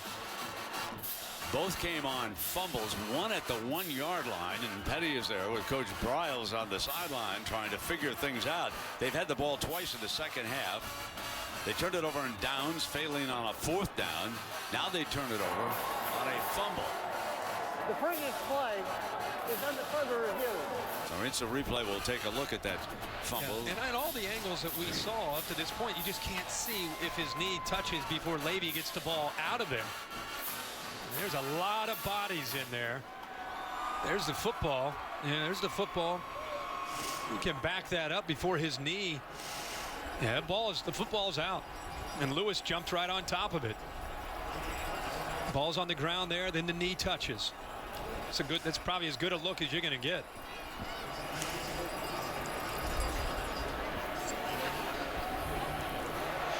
We've talked so much about these players.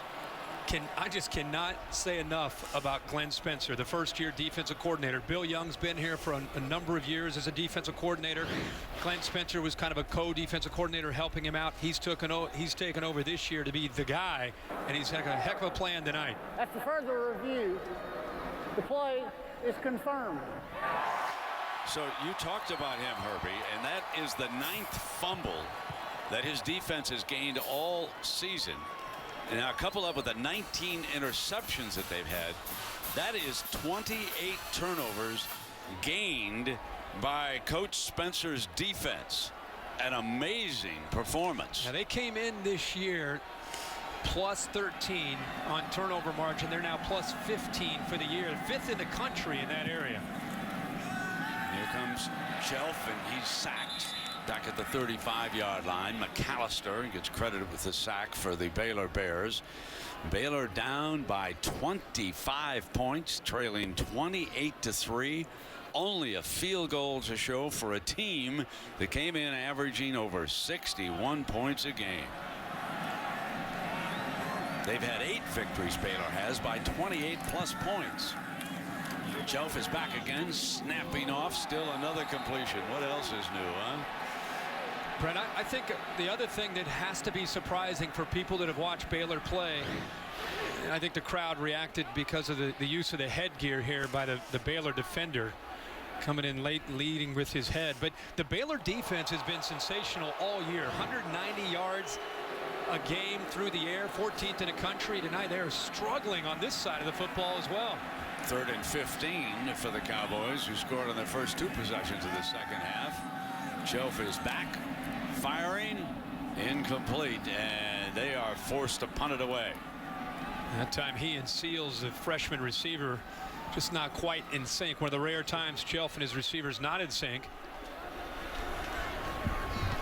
And I know Mike Gundy, who told Heather Cox walking off the field, we have got to continue to be aggressive. They've done that.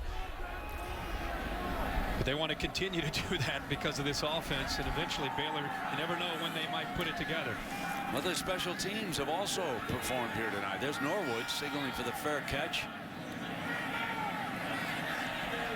So it's going to be down right around the 30-yard line. That's where Baylor will have it.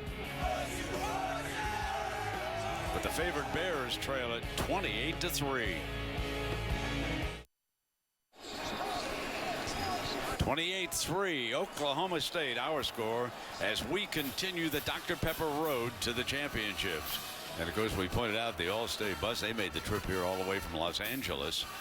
And a reminder, the All-State Ultimate Road Trip Sweepstakes rolls on. Go to allstatecfb.com for a chance at a trip to the All-State Sugar Bowl, and then out to the Vizio BCS National Championship game. Well, the Baylor Bears had dreams of making to that championship game. Now they've just got to find a way to get back in this game, losing 28-3. Bryce Petty fires on first down, and that was Norwood, the target, short of the first down. It'll bring up a second down. Sean Lewis making the play there. He's the one who recovered the fumble, and sitting down with him. What an impressive guy as a four-year starter.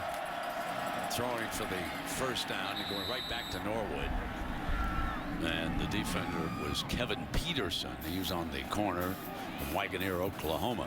Now for Oklahoma State, they want to maintain that aggressive attitude on defense at the same time. They don't want to give up at a cheapies. They don't want to give up a big play to this Baylor offense. There's Petty stepping back, keeping it in the air, going deep, and he overthrew his receiver. So it will be second down. Clay Fuller was the intended target. What an interesting story Fuller is. I told you he played 6 years in the California Angels organization, or the Los Angeles Angels, I should say. He's 26 years old, folks. That's it. And his last at bat as a minor league player, he hit a home run. So there is Clay Fuller, been recruited by Coach Biles at Houston. Said he wanted to come back, and Biles said, love to have you. And here's Petty picking up 9 yards, and that'll bring up third at a very manageable 1 yard here. And the great thing about Fuller coming back to football, he's got speed, but obviously he knows how to track a football. Great ball skills. Running for the first down with Goodley. That's the second time he's been used as a running back by the Bears tonight. So still, you know, Herbie, there's still plenty of time left. I know that a lot of the Baylor fans are probably shaking their heads in dismay, but those who've watched this team know they can score in bunches. They can score quickly. Yeah, they score again. A minute 29 is their average time when they do put a drive together and put a touchdown on the board. And there's a story with that defensive line of Oklahoma State. Barnett's back on the field, and the sack is made, and that was Ogba, I believe, over there. So Ogba did it. Emmanuel comes up with a sack. Yeah, he's going to come off the right side here. Just gets around the corner with speed around Palmer, who's in at right tackle. And Ogba, that's the second time he beat the left tackle Colbert. This time he goes right around Palmer with just quickness off the edge. Linwood checks in on this second down and 16.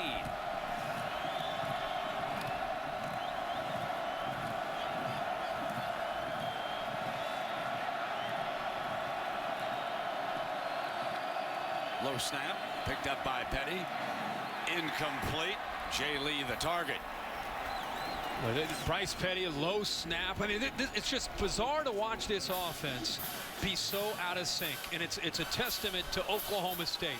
Mixing up their looks, being aggressive. The snap's low. It affects Petty wanting to get the ball out. There's pressure. His feet aren't aligned with his shoulders in his throw. It's just something we've not seen from Baylor all year. Third down and 16 for the Bears. Petty checks that sideline.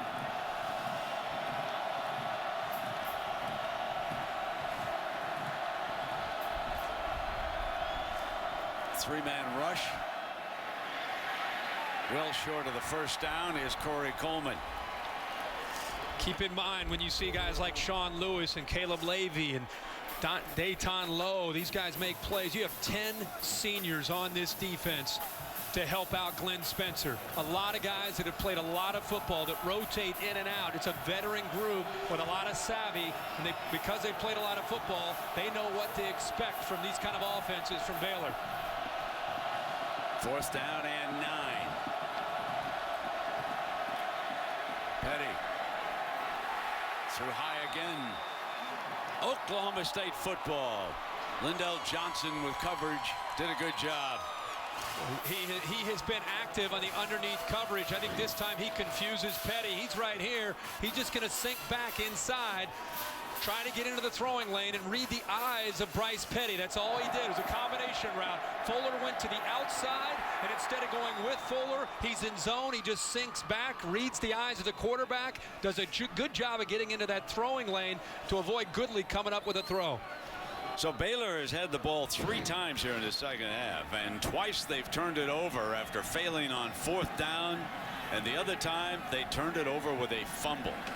It is all Oklahoma State, and the aces tonight go to that defensive performance. Jeremy Smith running wide and out of bounds, and Bryce Petty may have been shaken up on that last play. Take a look at this as he backs in and may have been rolled into back there. That, of course, was one of his offensive linemen, Pat Colbert, who's filling in for Spencer Drango, the left tackle who underwent back surgery. 2nd down and 8 for the Cowboys, and they're content now to try and run the football with Jeremy Smith. How nice is it to have Jeremy Smith, a senior, to come in and spot Desmond Rowland? You know, he likes to run downhill. This is a guy that ran for 646 yards as a sophomore, 371 as a junior, 34 career touchdowns. He comes in. He's got fresh legs to run right into this defense. 3rd down and 2 for the Cowboys. There he comes again, but not this time. Cowboys forced to punt. Palmer makes the play defensively for the Bears, and the Bears are going to get the ball back right away. They have had a tough time all night getting outside against the speed. They've set the edge, and that time Jamal Palmer caught up from behind, but it's because that right side of that Baylor defense is doing a great job of setting the edge and not allowing the Cowboys to get wide at all. Kip Smith will punt it away. Levi Norwood is the return man, standing back on the 10-yard line. Just looking for anything good to happen here. Without a touchdown tonight, only a field goal on their last drive of the first half. Almost down inside the 5, and let's see where he marks the touchback. There is the signal, and it'll come out on the 20-yard line. Pretty good effort here by Oklahoma State, but clearly you can see the football there breaking the plane. And of course his foot went down in the end zone. We'll see if Bryce Petty, remember he was rolled up on, you talked about that left tackle, Pat Colbert, who was trying to hold Jimmy Bean out. He comes back out. There is Bryce trotting back onto the field. He's got Chafin as his running back this time, number 28. Haven't been able to do a thing here to sustain a drive at all against this defense. Chafin picks up about 3 yards, and Peterson making still another stop. You know, Harvey, that Peterson's come up. He's made a lot of stops here tonight. These corners are physical. I mean, they're very physical in their coverage and the way they're jamming the receivers, but also they've come up quite a bit in run support.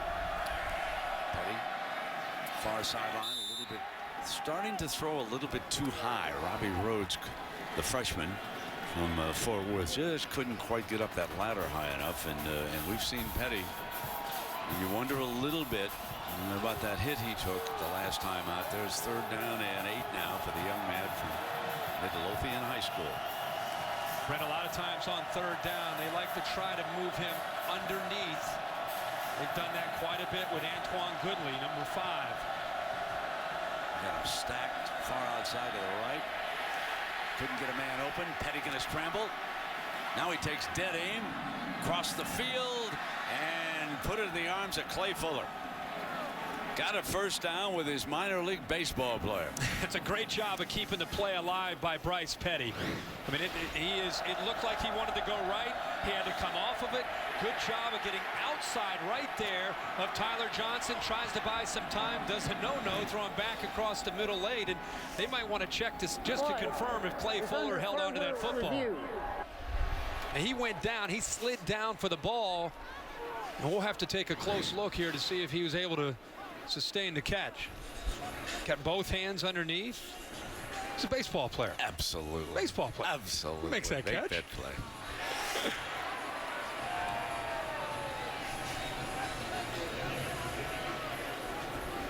another look at it from this angle as he cradles the ball. And Herbie pointed out the hands underneath the football. Certainly nothing there to indicate that that play would be turned over. So when you think about Oklahoma State, they came in with a 6-game winning streak, and they certainly have regrouped since that loss to West Virginia.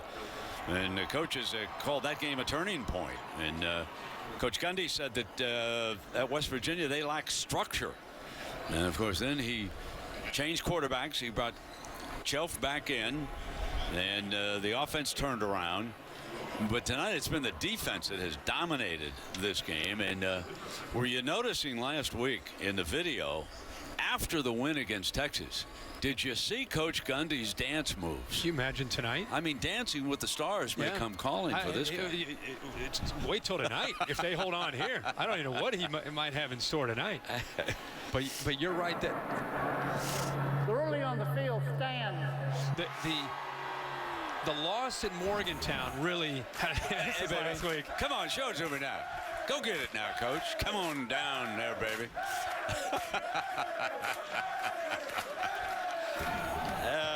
Yeah, he'll do another one tonight. He will. Yeah, if they win.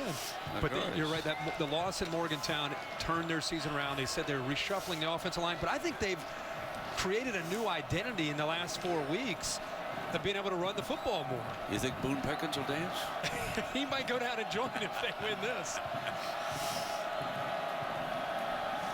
Petty backing it out on first down, incomplete. It'll be 2nd down and 10. Sideline throw to Jay Lee. Peterson again, the defender. You know, you talk about T. Boone Pickens, and honestly, Brent, this program has always been a competitive program back in the old days in the Big 8 and in the Big 12. But with the facilities that have been upgraded here, they pride themselves on being a team that's going to stick around, not just for a year or two, but for the duration. And I think that Mike Gundy is proving that over the last 3 or 4 years. Petty throws on the slant for the first down to Fuller that time, and Fuller's certainly coming on here in the second half.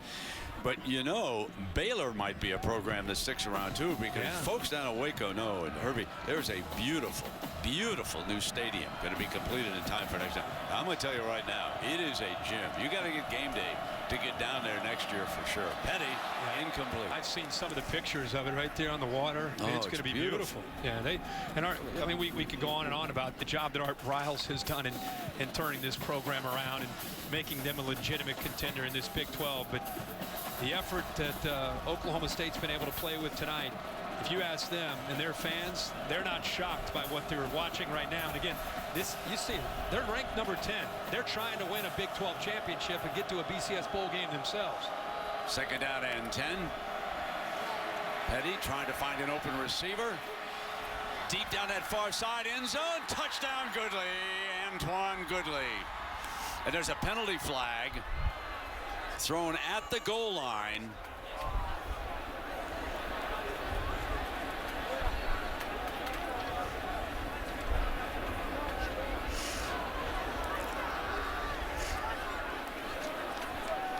It would be a 40-yard scoring strike if it holds up.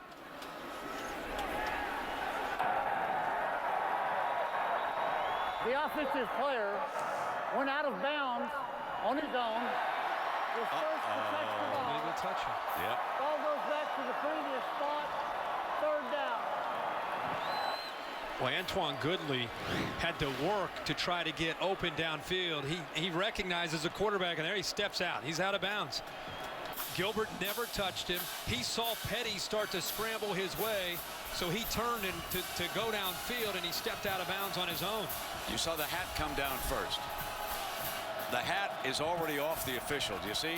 He'd already seen the foot out of bounds, so he flipped the hat down the sideline, and then as Goodley goes into the end zone. They're all over. Yep. 3rd down and 10 coming up now. Look how tight the coverage is across the board here. Something that teams have not been able to have success doing all year. Short of the first down, incomplete too, by the way. And Corey Coleman, I thought for a moment that he was going to hang on to that. Shaken up on the play is one of the defenders. That would be Lowe. That's a ball that Obviously, he has to be able to hold on to, give them a chance. Then 4th and 2, probably, if he holds on to that ball, and instead it's 4th and 10.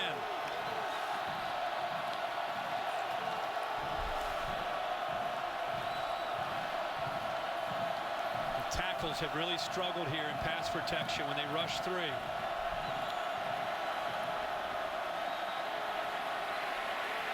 Petty going to try to run for it. Not going to get it. Oklahoma State football. And that was Johnson, the junior from Plano, Texas, denying him the first down. Boy, Lendale Johnson has been busy. He's a backup safety, but they've been playing a lot of 5 and 6 defensive backs. Johnson just sizing him up, gets around the potential block. And in fact, Jay Lee didn't even see him. But this is big against big. Who's going to win the battle? And the safety turns down the quarterback. So, Herbie, Baylor has had the football 4 times this half. And they've given it back to Oklahoma State 3 of those times on downs, and they've turned it over in the 4th. I mean, they have really been dominated here. And Brett, looked like Bryce Petty was confused on the down. That was 4th down. He gets hit, and he starts to kind of like, let's go, let's go, let's go. I think he thought it was 3rd down. Meanwhile, here comes Smith. And just as you pointed out, what a luxury to have that young man come in here with the defense starting to wear down, and he gives the Cowboys a first down at the 40-yard line. Yeah, he is a physical back to go along with Desmond Rowland. It's a nice, just a nice combination in this backfield. Chelf as well. But you look at what Jeremy Smith can do as a senior. He understands the setting and what he needs to do coming into the game late. 29-yard run.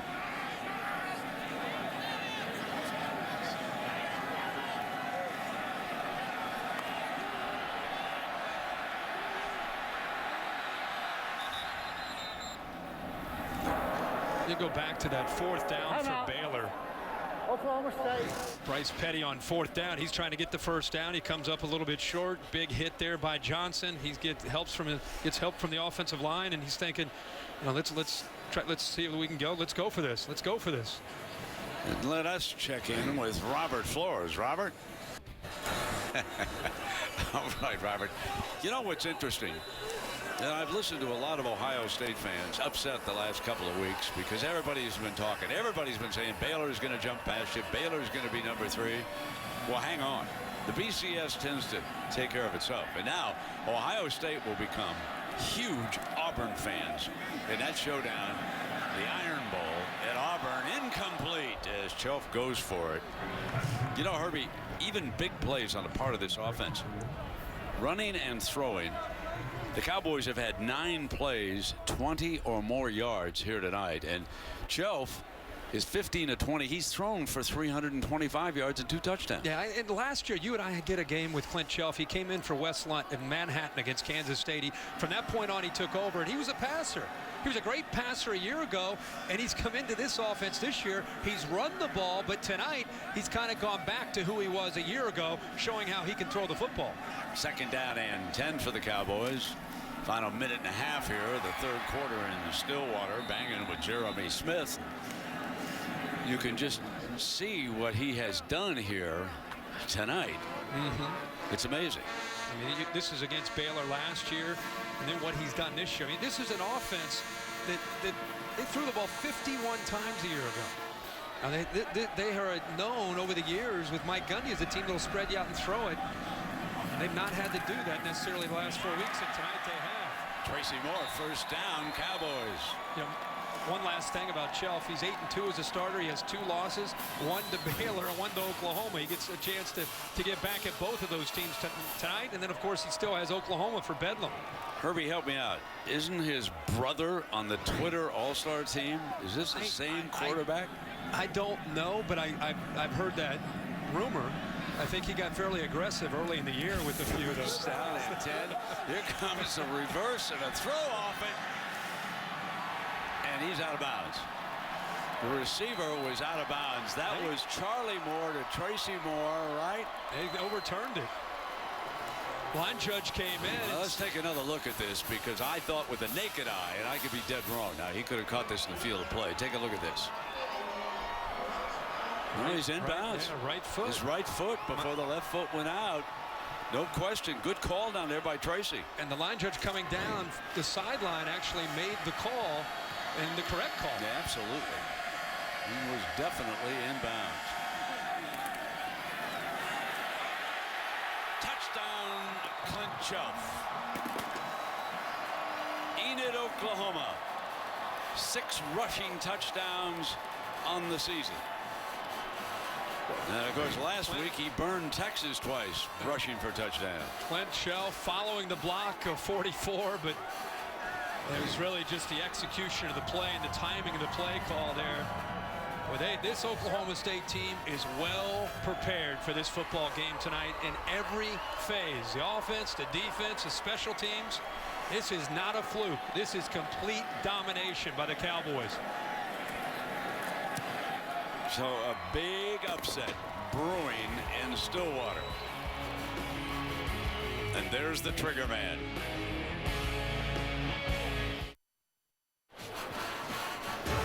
All right, Buckeye fans, tomorrow at 8:30 p.m. Eastern, your turn to cheer.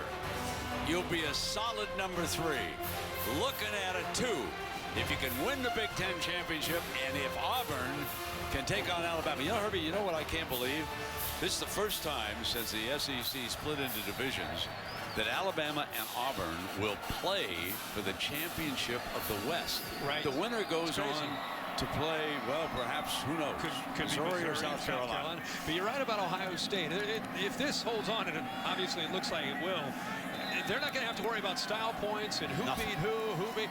Ohio State is sitting there in pole position by themselves, and now, as you said, they sit back and watch these other 2 teams, Florida State and Alabama, play and see what happens. Short kickoff going to be returned and fielded here. Free ball, and the Bears alertly bounce out of it, the 27-yard. Ironically, Ohio State's playing the best that they've played all year right now. Here's Oklahoma State and what they've needed to do to try to win this football game. They came out with an aggressive mindset. Marcel Aitman with a great play. They've had to beat one-on-one coverage. They knew that coming in. You know, they've been running the ball so well, but Baylor came in determined to stop the running game, and they left their corners on an island, and Dimitri Goodson has had a rough night defending these Oklahoma State Cowboy wide receivers. Armstead alertly fell on that football, and it will be Baylor ball here. Final play of the 3rd quarter.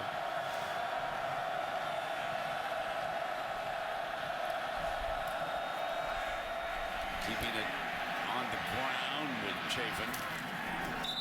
And it'll be 2nd down. Sean Lewis makes another stop. The end of our 3rd quarter. Oklahoma State all over Baylor. Back after this message and a word from your local ABC stations.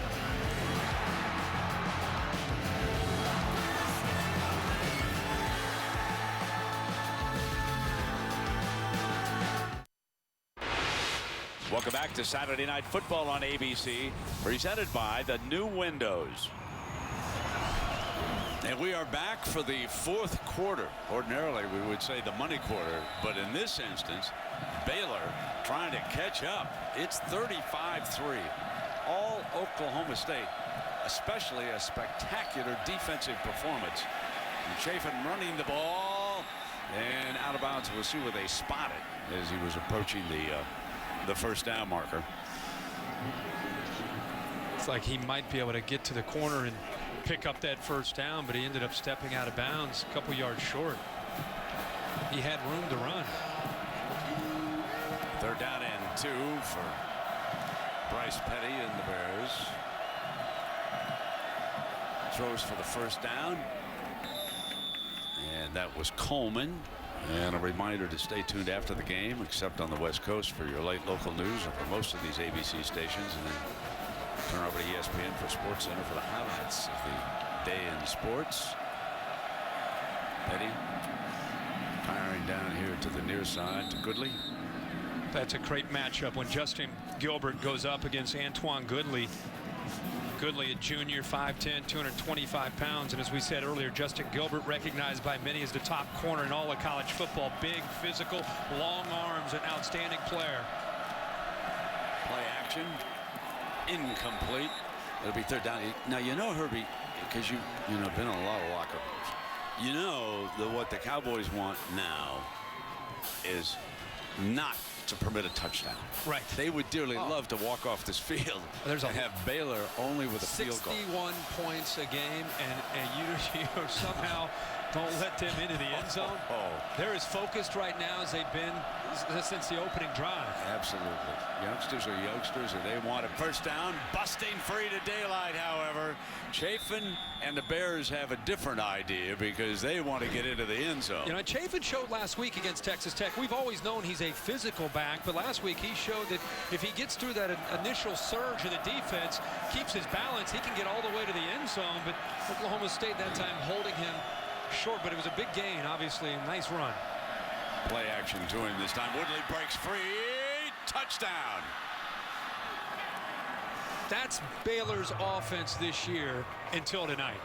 When you leave defensive backs one-on-one against their wide receivers, that's what they've done to every team that they've played until tonight. And that was the first time that Petty's gotten the ball out to his receiver Goodley, and he made Oklahoma State pay for leaving Goodley isolated one-on-one. 14 minutes still remaining. And the Bears can quickly, with this extra point here, pull to within 25. Jones tacks on the extra point.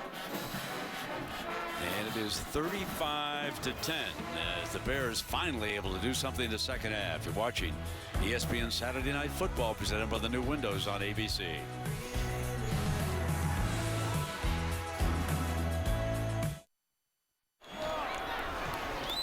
Well, Barry Sanders, one of the legends from Oklahoma State, not surprised at his alma mater's effort tonight and glad they're getting results.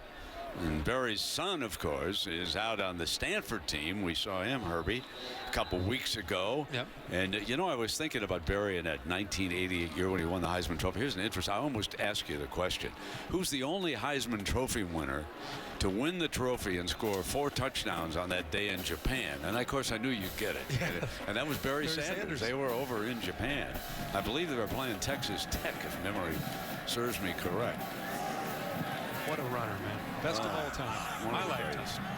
Wasn't he fun? Yeah. And that's fielded by Seals, and Seals for Oklahoma State's out to the 32. And Herbie, let's take a look at our Pacific Life game summary. Take it away, lad. Well, it's been a shocker tonight if you've missed it. Bryce Petty and this Baylor offense. Again, look at the bottom. 684 yards, 61 points a game. And tonight they've just not been able to do anything. Glenn Spencer, the defensive coordinator from Oklahoma State, with a great plan. And just as surprising has been Clint Shelf. He's been in rhythm, 16 of 21 for 333 yards. His receivers have made plays against this secondary from Baylor. It's been big play after big play through the air for Shelf and this Cowboys offense. And I believe they've scored touchdowns on 3 of their 5 possessions here in the second half. That's how effective they've been. Running the play now. Try to get a little clock if they can. And let's remind you of the upsets in this conference. This is the one that kept the Cowboys from playing for a BCS championship. And then how about this one that derailed Kansas State, Baylor, 52-24. Shocking the world with that one. And now here tonight, 35-10. Oklahoma State all over Baylor. Second down and 13. Shelf just continues. He's been doing it since the open possession, just working the play clock. We're trying to take as much time off as he can. Bringing it incomplete, and here comes your 3rd down. Somewhat surprised that they put the ball in the air here with 13-21, because you give it back quickly to the Bears, and they were to suddenly make this a 35-17 game. Well, and again, their last possession, they had the football 7 plays. It took 1:07 for them to put a touchdown on the board. Yeah, they score so quickly. Herbie, what was that what they did last week against the first 7 scoring drives against Tech lasted all of 147 seconds? Think about that now. Now Shelf's going to throw underneath, catch and run, and nothing doing. So the Bears are going to get it right back. Bears are going to get that football right back. Yeah, Mike Gundy's offense, right now they're torn between, okay, let's stay in bounds, let's work the clock, and also at the same time, they don't want to get too conservative and too predictable to get the ball back after 3 plays right back to Bryce Petty and this Baylor offense. Norwood back deep, just waiting for a chance. But so far, Kip Smith has done an outstanding job of punting here in this game overall.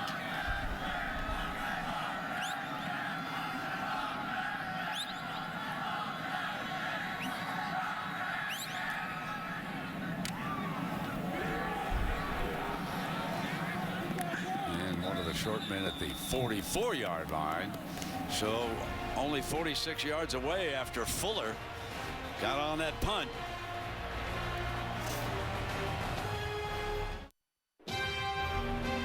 Saturday Night Football. Presented by the new windows. Taco Bell. Sometimes you gotta live Mas. And the Home Depot. More saving, more doing. That's the power of the Home Depot. Check that out, Herbie. That's the Oklahoma State School of Mechanical and Aerospace Engineering. Large program here, over 1,300 students. Look at this next generation of unmanned systems. You can take that back to Nashville tonight. Pretty cool. My kids would love that. Here we go now. Baylor football. Let's see how these defensive backs hold up here. They're out on islands, held up for the majority of this night until that last possession where they got the ball finally to Goodley. Chafin staying in the game as the Bear running back.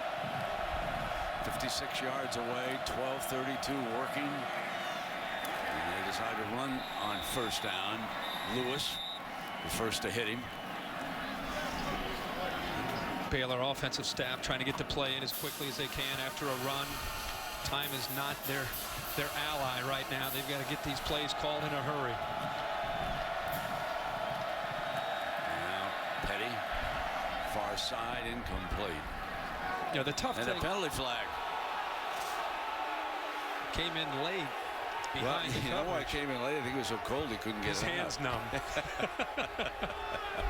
I think he was thinking about him trying to get this out here.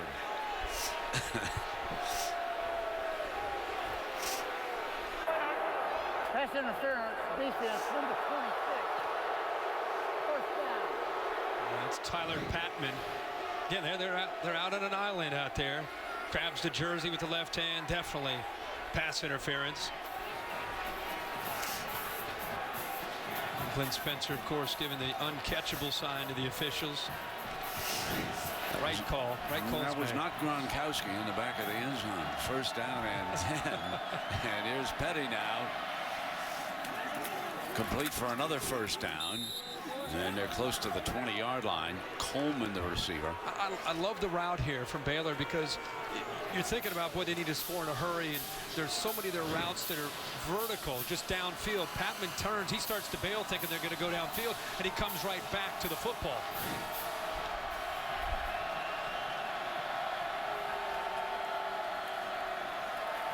Chafin. Nothing doing. He tried to run wide. And Ryan Simmons up to make another play. Now, Ryan Simmons quietly having a great night. Again, Caleb Levy and Sean Lewis get most of the attention, but he's got great quickness on the other side of Lewis. So when you go back into the boundary, he's got that lateral quickness to make those plays. Now Petty going to throw. Got an open Norwood. And Norwood is to the 7-yard line. First down and goal. Yeah, Norwood last week stepped up with Tevin Reese down, 7 catches, 156 yards, and 2 touchdowns. They've tried to get him the ball tonight. Somebody besides Goodley's going to have to make plays for this offense. And now we're starting to see some others step up. Norwood and also Coleman. Petty's still got it, and he's down just across the 5-yard line. So it'll be second down and goal coming up for the Bears, and the Bears can't waste any time here. They've got to get those signals in quick, and Petty has to have some urgency. They've not been in a situation like this obviously all year, down 25 points in a fourth quarter. Petty, and he's short of the end zone again. Third down and goal. Johnson saved a touchdown. Baylor looking over to these coaches, Art Briles and that staff. They know that every time that they run the football with Petty and he doesn't get into the end zone, not only is it not a touchdown, but it's another 30 to 40 seconds that could run off the clock. They're actually huddling here just to make sure everybody's on the same page here on this big third down.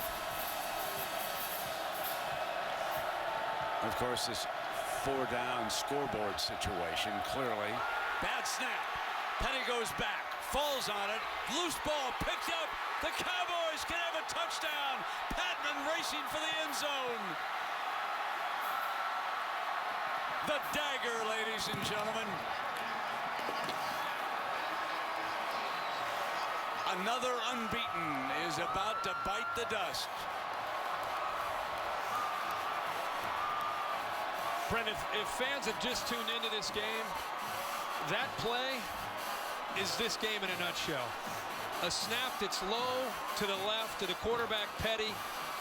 He can't get his hands on the ball. Not only can he not recover it, but the Oklahoma State picks it up, and they take it all the way to the opposite end of the field. A 14-point swing like that. Just when you thought that Petty and Baylor might be getting back into the game, this game is over. Let me tell you right now that Baylor has turned the football over tonight at the 1-yard line and now the 2-yard line. Tyler Patman, a sophomore from Round Rock, Texas. Vista Ridge High School. There's the bad snap. Looks like Petty has it wrapped up, overshoots it. Patman scoops it up, and he's off to the races, and he's got a convoy with him. I mean, this is a Baylor offense that 7 plays there, a little over a minute and a half, about 2 minutes. The little things that can cost you. You work on center quarterback exchange for 15 minutes before every practice, whether it's a shotgun or direct snap. And Bryce Petty knows that it's just one of those nights for him in this offense where Oklahoma State has a lot to do with it, but they've not helped themselves in many cases. Patman, the transfer from Kansas. Glenn Spencer, we met with him this week, almost got tears in his eyes because of how proud he is of Tyler Patman. After his career in Lawrence, he said after we got our 6th win, I was sitting on the bus on bus 1 and Patman was on bus 2, and it dawned on me that he's going to go to a bowl game. So we went off of bus 1, walked back to bus 2, hugged him and said, congratulations, you're going to a bowl game. Here's Fuller receiving the kickoff for the Bears, and he's just short of the 30-yard line. And Oklahoma State's report card, I'd be surprised if they give them all A's here tonight, Irby. This is the open. In the open, we talked about what would Oklahoma State have to do to be able to win this game. We talked about winning special teams. We talked about preventing the big plays, a couple check marks. How about creating turnovers? They led the nation with 19 interceptions, check mark there. And then red zone defense. Baylor 3 trips inside the red zone and only 3 points. So check, check, check, check. And they're winning this game right now, 42-10. You know, there's a side story to all these things that have gone on here today across college football, and you and I talked about it in commercial.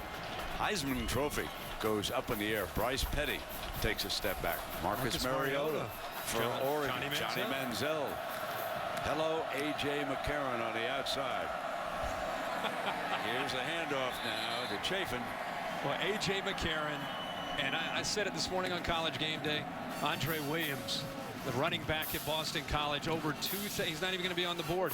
Over 2,000 yards at Boston College. Jameis Winston at Florida State. His name is obviously still up there. But right now, the 3 in the middle have lost some traction in this race. So it is 2nd down and 9. Petty almost intercepted by Oklahoma State. Joe Mitchell from Katy, Texas, backup linebacker, almost picked that one off. He baited Petty that time. This secondary has had a great night, just an outstanding night. 3rd down and 9. Petty 24 of 45 for 294. Has 1 touchdown pass.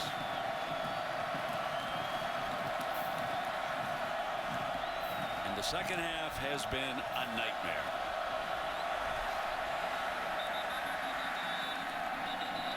Delay.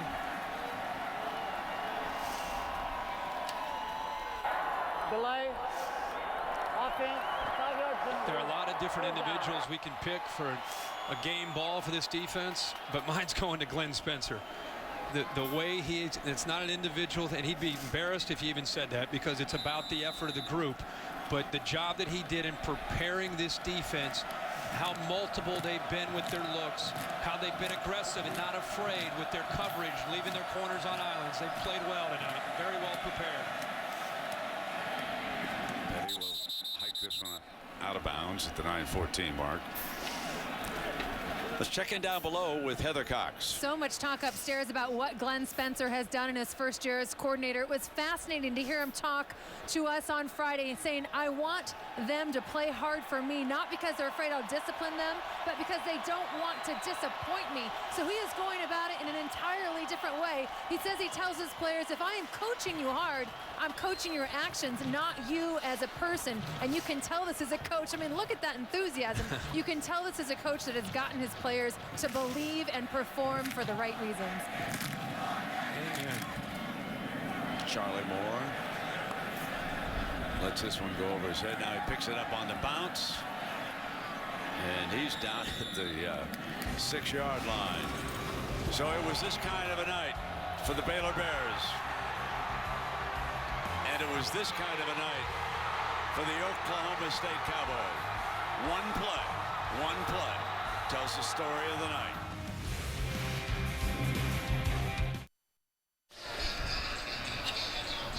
Well, if this week's Monday night game is as good as last week's, it'll be some treat. Colin Kaepernick and the San Francisco 49ers against RG3 and the Washington Redskins.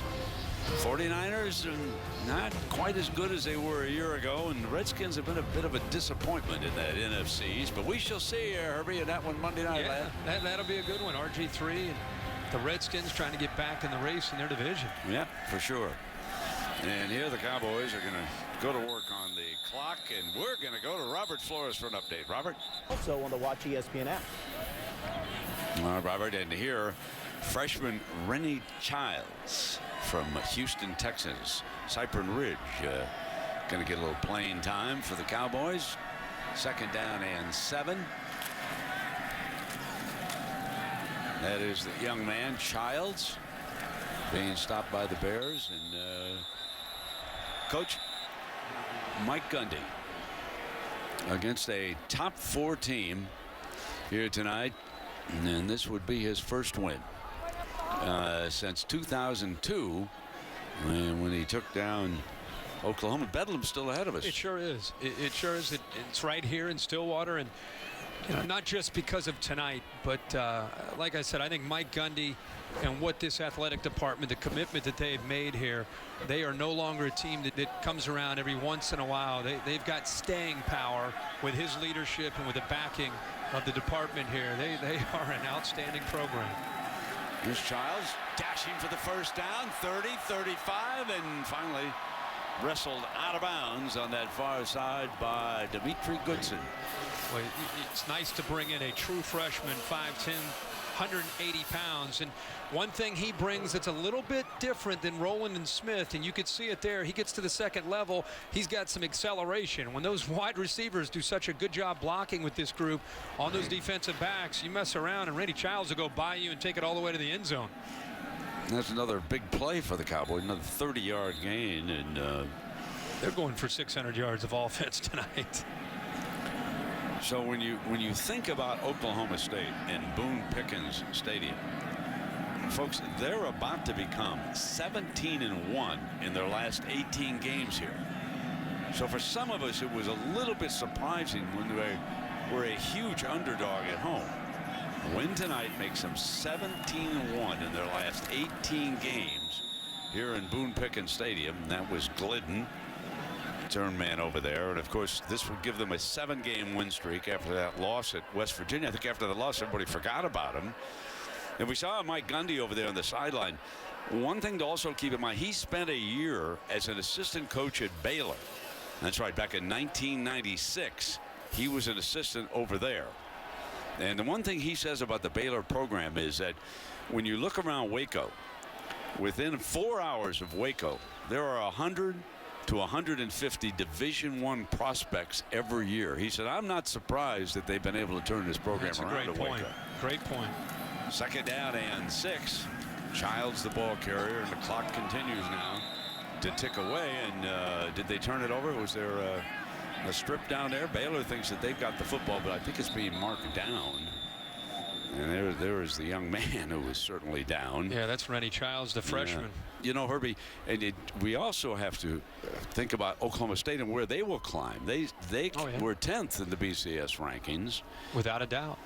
And again, you got Oregon losing, you've got Baylor losing, and the young man. Wait a minute, this is a little bit more serious than we thought here. Let's step aside here and come back and check on his condition. And the Dr. Pepper road to the championship continues with Oklahoma State beating Baylor right now 42-10, 5:34. The young running back is still down. And while you were away, we look at this replay. This is a pretty good head blow. Yeah, it's a linebacker, Eddie Lackey. Big collision with the true freshman running back, Rennie Childs. Lackey, one of the more physical players on this Baylor defense. And he's coming downhill in a hurry. It's boom. His teammates, you can see in the upper left up there, that applause for him down there. And, absolutely. He might have been completely unconscious taking a blow like that. While we were away, it sure looked like that, just watching the medical staff work with him.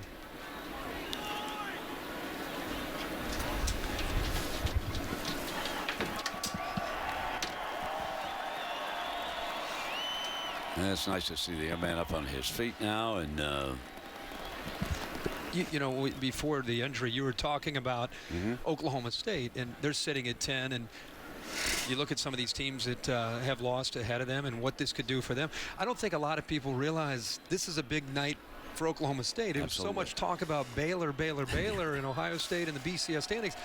Oklahoma State this is a huge win.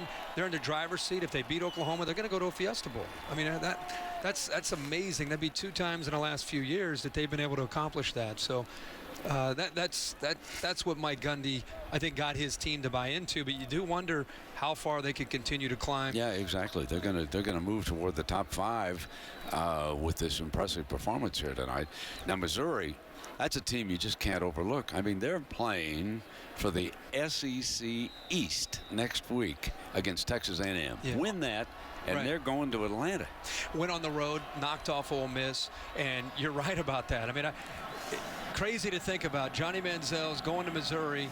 Both those teams went into the SEC last year, and now one of them, in this case, it's Missouri trying to get to Atlanta to get to the SEC championship game. So Herbie, Jeremy Smith replaces Childs. This is Jeremy right now.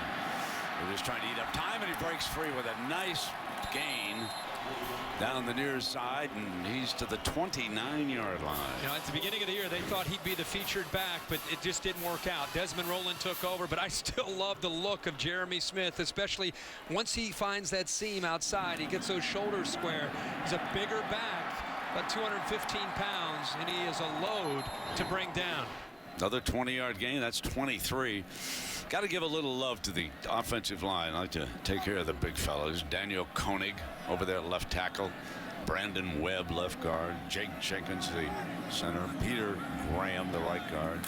Chris Grisby, the right tackle. These fellas have also performed admirably here tonight. Done an outstanding job for the Cowboys. In fact, when Mike Gundy and his staff look at this, and it's easy for all of us to get caught up in Clint Shelf and the backs and the secondary folks. Oklahoma State won the battle. We saw it early. They won the battle in the trenches on both sides of the ball. When you win that battle and you're that physical, you're going to win the football game. And I think they'll be very happy when they look at this film and they see how well they played, not just with the offensive line, but also their defensive line. Second down and 8. Clint Shelf has played just one heck of a game. 18 to 24, Herbie, for 337. They're working that. You know, we've talked about the BCS. We want to go take a look at the remaining schedules for the top 3. Alabama, in our opinion, has the toughest road right now. They've got to go to Auburn, and they go to Atlanta to play the winner of the East. Florida State, now Florida losing today to Georgia Southern. They go to the ACC championship. They're going to be heavily favored in that one. Ohio State might be the second toughest road. Michigan's having a down year. They won today. And then Michigan State could give the Buckeyes some difficulty at Indianapolis. It'll be a great game. I think Urban Meyer, the happiest thing that he's probably feeling about his team is this the best they've looked all year right now. The way they're executing, with the way Braxton Miller and Carlos Hyde and the way they can throw the football. They're peaking at the right time. Offense, 5-yard penalty, third down. You know, of the three, when you look at that, the easiest schedule is Florida State. Oh, yeah. Florida lost to Georgia three. Southern today. You know, I know everybody has put down, and there's the young man under his own power. That's Childs. Rennie Childs headed back to the Oklahoma State locker room. Everybody put down the Big Ten, and I get it, understand it, agree with part of it. But be careful about Michigan State. Sure. They can play a little defense. Yeah, and Ohio State knocking off Wisconsin, and Wisconsin's proving to be potentially a BCS at-large team. And if they end up playing Michigan State, if they beat Michigan State, that's a tough game. If they win that game, those are two big victories. Strike, touchdown! Goodness gracious, Jawan Seals, the redshirt freshman from Port Arthur, Texas. And there's a touchdown for style points. As Oklahoma State thrashing favored Baylor. A 33-yard scoring strike by Chelf, who now has thrown 3 touchdowns and 370 yards here tonight. That was almost there's your 61 points. I mean, they're already up 40. Exactly. They're 61 and 586 yards. So who's got the 61-point average here tonight? And Oklahoma State's 5 yards away from having 600 yards themselves. These corners have struggled all night. We came in thinking Oklahoma State, how would their corners hold up? But it's been the Baylor corners that have been out there by themselves, one-on-one coverage. They just have not been able to make a play on the ball. That time Seals just goes up and over Joe Williams to make that catch. But I mean, you can look at what Chelf has done, 370 yards through the air, a lot of big plays, and a lot of the credit goes to his receivers adjusting to the ball, and the Baylor corners just not covering well in one-on-one coverage. 3 minutes remaining. It's going to be in good shape after this one tonight, I'll tell you.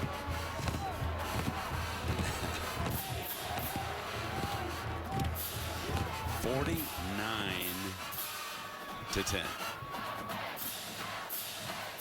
595 total yards for Oklahoma State right now, and 388 for the Baylor Bears. I think Baylor got it back. Fumble on the kickoff there. Yeah, they did. Talked about what this team had to do defensively, and that was just create havoc at the line of scrimmage. Remember, Baylor's offense starts with their ability to run the football, and Oklahoma State loaded up on that run and got physical. And once they got physical in the run, then they got physical on the outside. They jammed these wide receivers from Baylor. They got them. They did a great job of getting them out of sync. And remember, this is an offense that has not been slowed down by anybody, averaging 61 points a game. But tonight, they were slowed down by this Glenn Spencer defense and how aggressive they played. It was 14-3 at the half. And Oklahoma State took the second half kickoff and scored a touchdown. And they have outscored Baylor in the second half 35-7. This is a whooping. Yeah. I said earlier, this is not a fluke. They are dominated in every phase tonight. Clock stops. Goodley goes out of bounds. And coming up after the game, stay tuned for the Ford wrap-up with Robert Flores. That'll be coming your way in about 2.5 minutes. And do want to point out, Baylor was shorthanded here tonight. Lost their left tackle. Running backs 1 and 2. They were already without one of their best receivers. Goodley's bringing it down. The clock is stopped as he's out of bounds. That was Lampkin defending over there for Oklahoma State. Coming down toward the 2-minute mark. And number 4. Oregon came in, Herbie, number 5 in the BCS, didn't they? Yes, sir. When they start, so 4 and 5 are going to fall by the wayside. Caught. Touchdown, Norwood. Stayed right with it and made a slick catch. There's a young man who actually was on the Baylor basketball team. I remember covering him during the basketball team, Norwood. Well, he had we talked about him earlier. What a big night he had last week against Texas Tech, stepping up for Tevin Reese. And he has a lot of ability. 6 catches tonight, 83 yards, and that touchdown. Yeah, his daddy, the associate head coach, works with the safety, and he had a brother, Herbie, that we covered up at Penn State. Jordan Norwood was his brother. I'll tell you a cute little anecdote. Jordan did also play basketball at Penn State, never scored a point. All right, Levi with the basketball team here in Baylor, he got 1 point. He lords it over his brother all the time.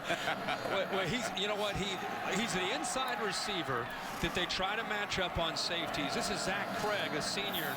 And this is what Baylor's had so much success with, is not just the outside receivers, guys like Antoine Goodley, but they try to pick on a safety in coverage in one-on-one and try to get him out in space.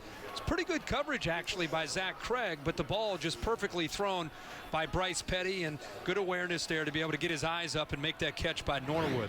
You know, speaking of basketball, this team here in Stillwater, Oklahoma State, really a good basketball team, and Marcus Smart, their star, was your guest picker today. How'd he do? Did he pick some winners? He did, and most importantly, he was pretty relaxed. It seems like he followed football. We get some of these guys who are pretty big stars, and they get a little bit out of their element. And talking about football, he was right at home there tonight. And then Lee Corso had to pull the guns out. Oh, I know. You had to run from him. I'm telling you, those things, they vibrate. They're so loud. My right ear took about an hour. It was ringing. And Corso comes away with another win. He's on a hot streak now. He's on fire. I'm going to saddle him up and take him to Vegas. Here we go. Now watch. Now, folks, I want you to watch my partner. I have a job. Watch my partner on the right wing here now. My job's to hand him a gun. Don't cut him up now. Get it on there, clean. Here we go. Arm that rascal. And fire him up there, of course. Attaboy. That's not bad. This is a double trigger, by the way. Oh, here comes the long gun. Mercy me. You were off the set by that time. You had run. I had a blanket keeping me warm. I threw it at it. First down and 10 now, and Smith comes in here for the final 153. And the seconds will tick away, and of course Baylor can't wait to get out of here. And again, it's now it's going to be 76 years. If they don't come back next year, it'll be 76 since they last won a game in Stillwater. The next time they come to town, they can't wait to get out of Stillwater. Exactly enough, I'm telling you. I just want to give one more shout out to Mike Gundy for the job that he's done, not just tonight, but this program was a bit embattled early in the year, and he's kept them on track. They lost early in the year in Morgantown, and people thought, boy, what's wrong with this team? They've had to adjust in the middle of the year, change their identity on offense. They went to another quarterback in Chelf. That settled down, and they've just gotten better and better and better coming into tonight. Not a lot of people thought they could do this. Not only did they do it, but 49-17 over the number 4 team in the country, and he deserves that. Oh, but not a night to be doused. Oh, no. Oh, get that off. Get that off. He's going to dance. It's going to freeze. He's got to start stretching for that dance that's coming up in about 5 minutes. Oh, I'm a little cold. Heather's going to have to ask him what he has. To seep in there a little bit, too. Oh, this is no fun here. This is no fun. We're down about 33 degrees. He's keeping his cool out here, but he's going to explode in that locker room. So the upset, Oklahoma State dominates favored Baylor. 49-17. Clint Shelf, 19 of 25, 370 and 3 touchdowns. Smith ran for 67 yards. Moore caught 5 passes for 126 yards.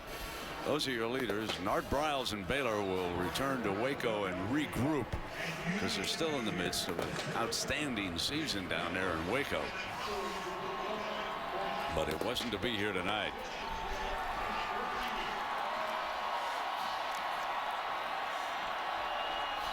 So the players going over there towards the students, and let's check in down below with Heather.